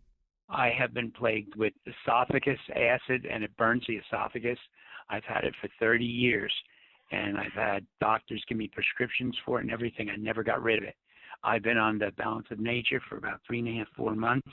It is completely gone. I didn't even notice it. It has to be the Balance of Nature because it's the only supplement I'm taking. And I just wanted you to know that because it's made a world of difference in my life. I just wanted to let you know. Experience the difference for yourself. Receive 25% off your first preferred purchase of Balance of Nature. Plus, get a set of convenient travel bottles containing a free additional week supply of Balance of Nature's fruits and veggies. You will still receive free shipping on every order. This is a limited offer and may end at any time. Call 800-2468-751 or go to balanceofnature.com and use discount code CHICAGO. Blue Emu supports healthy muscles and joints. Blue Emu works fast and you won't stink. 8:37 AM 560 Traffic Center time. Here's Kevin Henry. Starting on the tollways, northbound Tri-State slow between the Stevenson and Ogden, then 88 up to Lawrence. Also have a full westbound 290 exit ramp. The Reagan and the Jane Addams moving well. 355 northbound a little tight between 75th and the Reagan. No trouble in and out of northwest Indiana. On the Kennedy inbound, slow Canfield to Harlem, then jammed Kimball into downtown. 35-minute trip from O'Hare, 24 from the Junction Express. Save you about 3. Your outbound trip is clear to Montrose, but then slow out to Harlem from there. So just 10 minutes to the Junction. A 29-minute trip, though, out to O'Hare. Outbound on the Ike, earlier crash at North Avenue still slows you back to the Tri-State. That's traffic. I'm Kevin Henry. On AM 560, The Answer. Chicago's Morning Answer continues next. Your official Chicagoland weather forecast from the 1 Hour Heating and Air Conditioning Weather Center. Seasonably warm today, clouds and sunshine throughout, high 85, currently 72.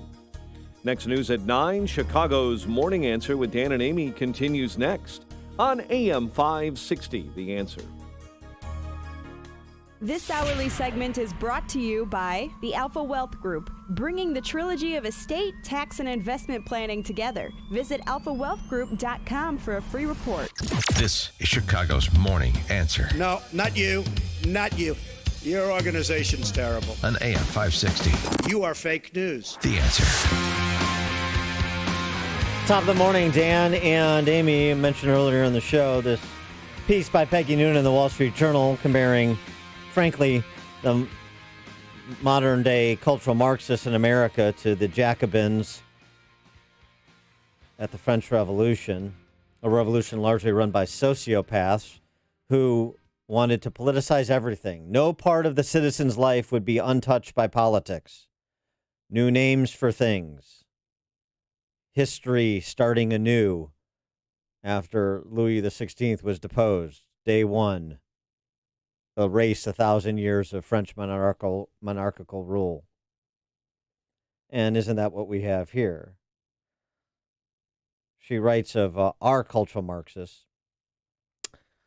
There's a tone of, I am your moral teacher because you are incapable of sensitivity. I will help you, dumb farmer. I will start with the language you speak. An odd thing is they always insist they're doing this in the name of kindness and large-spiritedness, and yet have you ever met them? They're not individually kind or large-spirited. They're more like messianic schoolmasters, reference to Robespierre. Aren't they, though?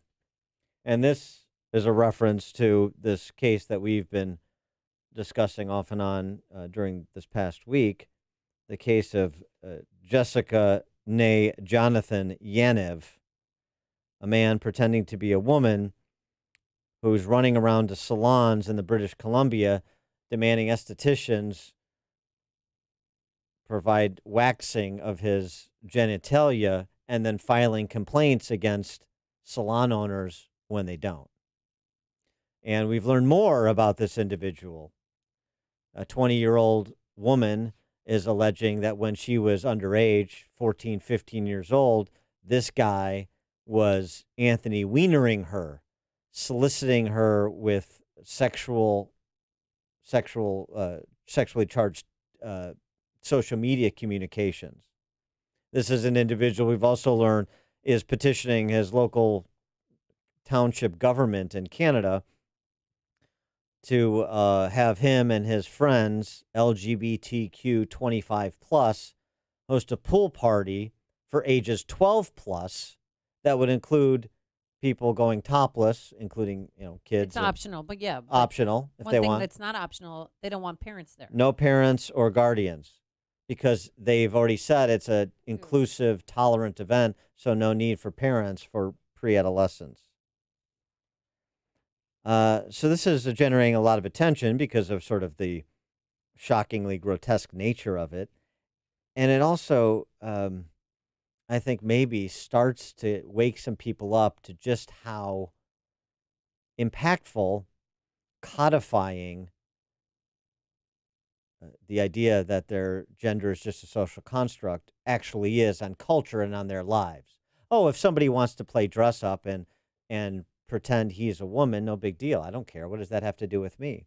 What does it have to do with you? Well, what if your wife owns a salon and he comes and says, I want this, and your wife refuses, and then your business is taken away, and you're facing some human rights tribunal in your community, as is the case in Canada. Now do you start to get how this can spiral? For more on the topic, we're pleased to be joined by Megan Murphy. She's the founder of Feminist Current, radical feminist blog and podcast, and she's written a piece on this topic in Spectator.us, the Yanev scandal, the end product of trans activism. Megan, thanks for joining us. Appreciate it. Hey, thanks for having me on. And so here, I mean, I hate to steal your thunder, but the last line of your piece is, you would think would be pretty straightforward, but this turns out to be something that is not only controversial, it needs to be adjudicated by government panels. You write, no woman should be bullied into touching a man's penis against her will. And the fact that it needs to be said out loud in 2019 in Canada, and I don't think just Canada anymore, is shameful. So elaborate on your perspective on this whole case. I mean, yeah, it feels really strange to even have to be making these arguments. I feel often that I'm stating the obvious, and yet the obvious is incredibly controversial in today's modern age. So, I mean, essentially, what Yaniv is requesting is that women, these female estheticians, handle his genitals. I mean, there's a number of practical issues around his request for so-called Brazilian bikini wax, which is that it's a entirely different service when you're doing it to a man. There was an esthetician who testified at the tribunals last week, I believe, who does this service, the service she offers is the Brazilian, so the version of the Brazilian that would be offered to a man, and it's different training, different service, different kind of wax, etc. And in fact, if you did that kind of thing and you weren't trained properly, you would injure or harm the man in question. So, Yaniv, you'd think that he would want someone who was trained to do this properly if he genuinely wanted this service done. And these were female estheticians who were working out of their homes for the most part, so they would be alone with this man in their home. Some of them had young kids in the home. There's a lot of really good reasons why they wouldn't feel safe.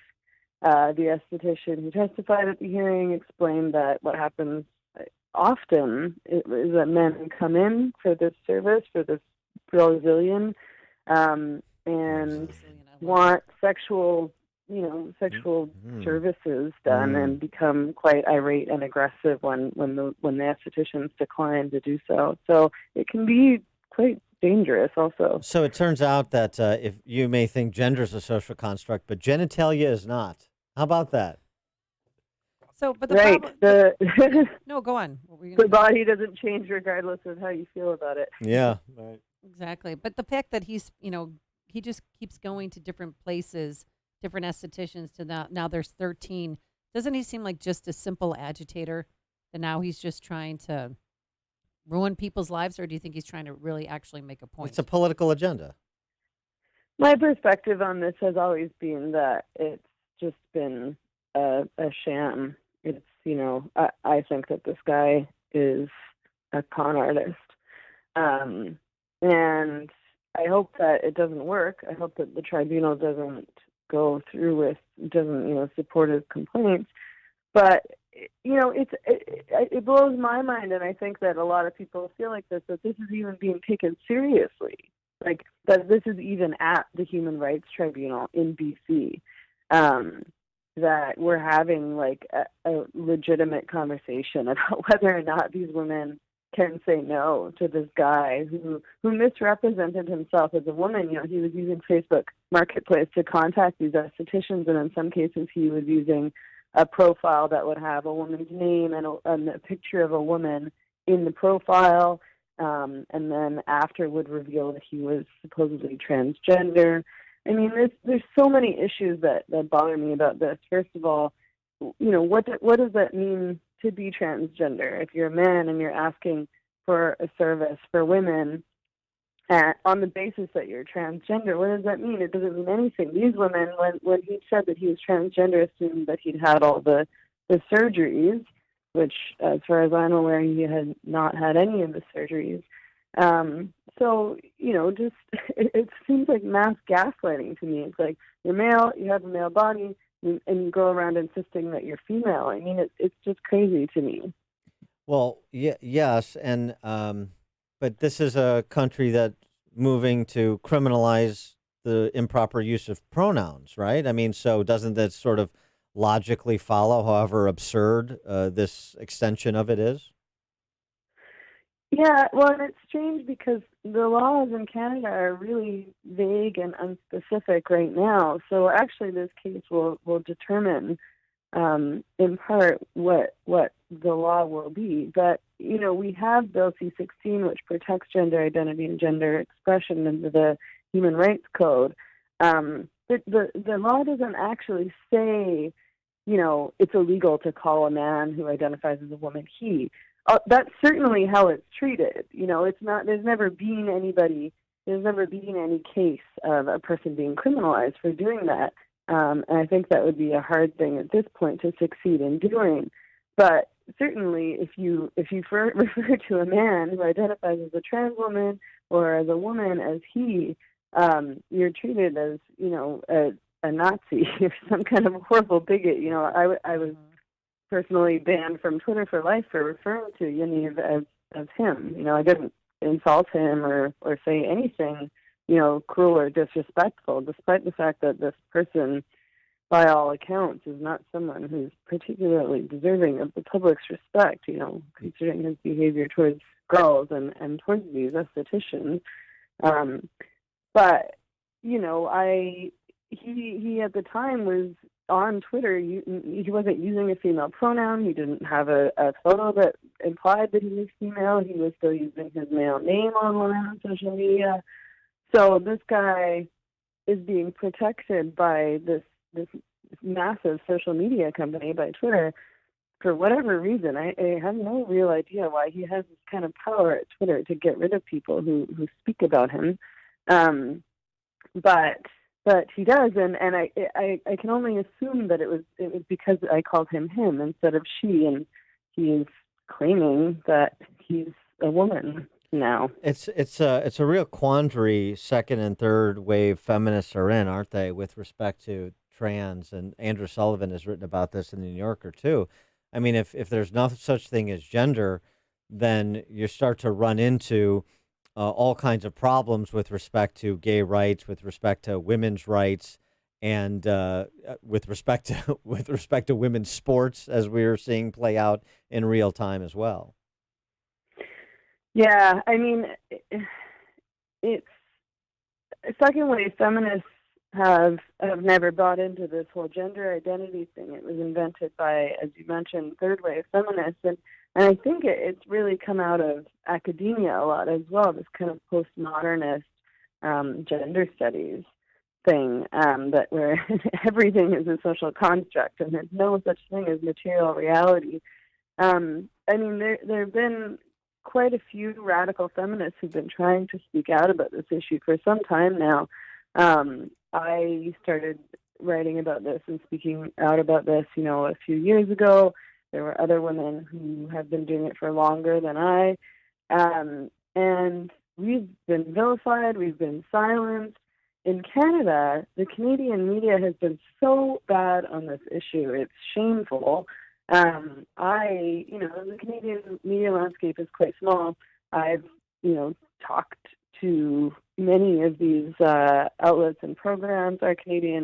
Our public broadcaster, the CBC, I've been on the CBC many times, and they've covered the issue of gender identity extensively, but only in a celebratory way. So they go on and on and on about, celebrating trans kids and supporting trans rights and so on and so forth.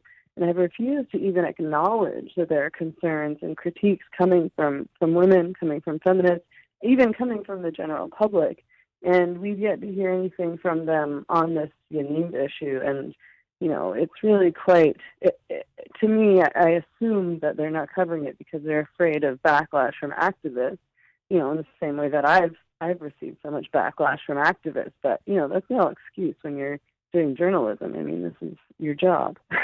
She is Megan Murphy. She's the founder of Feminist Current, radical feminist blog and podcast. Her column of The Spectator, The Yaniv Scandal is the end product of trans activism, which I'll tweet out since she can't anymore. Megan Murphy, thanks so much for joining us. Appreciate it. Thanks so much. Thanks, Megan. And she joined us on our turnkey.pro answer line. Oh, you The stories you need to know to start your day. This is Chicago's Morning Answer on AM 560. The Answer. Hey, join the GOA Regional Business Association for a summer barbecue at Grove 27 in Bussey Woods on Friday, August 2nd. With other business leaders, enjoy a cold beer, games, barbecue, and much more with the whole staff for an afternoon relaxing in the sun. Register for GOA Summer Barbecue for just $25 in advance. go to thegoa.com. That's thegoa.com. Thegoa.com. Summer is the perfect time to replace your old, drafty, worn-out windows with beautiful new Energy Star windows from WindowWorks. And now it's easier than ever before during Dollar Days. When you buy 2 new windows, you get the 3rd window for just $1. Buy 4, get 2 more windows for just $1. And when you buy 6 new windows, you get 3 more for just $1. And choose low monthly payments or 1-year interest-free financing. You're gonna love your new windows from WindowWorks. And remember, when you buy 2 new windows, you get the 3rd window for just $1. Call the company your neighbors trust with over 100 5-star Google reviews in the month of June. Call 800-808-1313. The first 20 callers will get a free $50 dinner gift card just for getting our price. 800-808-1313. That's 800-808-1313. Or visit us at mywindowworks.com. Signature Bank is Chicago's fastest growing independently owned business bank. It's a bank where relationships still matter. Signature Bank knows your name and your story. I'm Dan Proft, and I know this because Signature Bank is my business bank. I'm Amanda Zanger, owner of Black Industrial and Safety Supply in Hammond, Indiana, and a business customer of Signature Bank. Prior to owning my own business, I worked for a major financial institution. So when it came time to finance the acquisition of Black, I approached a big bank, only to receive a solid no. That's when Signature Bank stepped in. With Signature Bank, the process was different. Signature provided creative financing options that enabled me to purchase Black and continue to grow the business. Thanks to Signature Bank, Black Industrial is able to continue serving Fortune 500 industry fabricators and contractors with tools and safety supplies as we have since 1893. Signature Bank is looking for their next success story. To learn more about turning your business vision into reality, visit signaturebank.bank. Signature Bank, helping local businesses succeed. Member FDIC, Equal Housing Lender. Hi, I'm Misty May Trainer. As a 3-time gold medalist beach volleyball world champion, I had access to the world's best trainers and doctors. But now I'm retired, a busy mom of 3, coach volleyball, and I want my legs to look as good as possible. So when I noticed the veins on my legs, I wanted the same world-class treatment I was used to. So Misty May joined the over 1 million women and men who went to Vein Clinics of America for over 35 years. The doctors at Vein Clinics of America have been the leading experts in the non-invasive treatment of vein disease. If you're experiencing tired, painful, tender legs, or have lost your confidence due to those embarrassing varicose and spider veins, you can get world-class treatment for your legs in the Chicagoland area. My experience with Vein Clinics of America was amazing. I got my legs back, and I'm ready to hit the beach again, feeling confident. Call Vein Clinics of America now to see if you qualify for a free consultation. Most treatments are covered by insurance. Call 800-514-5100. 800-514-5100. That's 800-514-5100. Contemplating a change of school for your son or daughter? It's not too late to consider the outstanding education and preparation for life that St. John's Northwestern Military Academy offers. For 135 years, St. John's Northwestern has prepared teens for college within a safe, secure, and structured environment, free from distractions and optimal for learning. Not a school for troubled kids, St. John's Northwestern attracts teens from all walks of life who are capable of achieving more but just need the guidance to do it. St. John's Northwestern inspires personal growth through a commitment to academics, spiritual, and character development, athletics, and the arts, while providing a strong foundation essential for critical thinking and decision-making skills. St. John's Northwestern is located in the beautiful Lake Country region of southwest Wisconsin and within driving distance of Chicago. Visit their beautiful 110-acre campus during their open house, Friday, August 9th. Get more info at 1-800-SJ-CADET or online at sjnma.org. Leadership lives here. We have reached the age where things just cost more. Cars, phones, life insurance. Your blood pressure is up. Your weight is up. You're one to talk. I have type 2 diabetes, so I'm getting dinged just like you. Thank goodness for Big Lou. Big Lou! Big Lou can get term life insurance rates for a 50-year-old male with type 2 diabetes or high blood pressure, or maybe he's on anxiety meds, for just around $200 a month for $1 million of coverage. Oh, you got to say that again. Go ahead. Okay, I'll say it. Big Lou and Term Provider could get a 50-year-old man, a little dinged up, $1 million in life insurance for around $200 a month. Call Big Lou. Big Lou! He's like you. 800-555-2085. That's 800-555-2085. 800-555-2085. Don't put it off. If you're overweight, diabetic, have high blood pressure, you gotta call Big Lou. Gotta. 800-555-2085. Write it down. 800-555-2085. AM 560, The Answer. Hey, thanks so much for making us part of your morning, part of your lives. We appreciate it.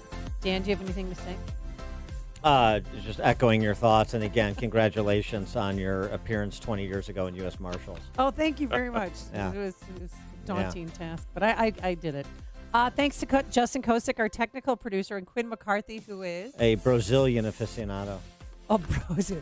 Hey, man, good luck with your Brazilian this week. Let us know how it goes. Now let's get into the newsroom. Here's the one and only Mike Scott. The Bears are holding their first practice of training camp today. Nelson Cruz, 3 home runs, Twins over the White Sox.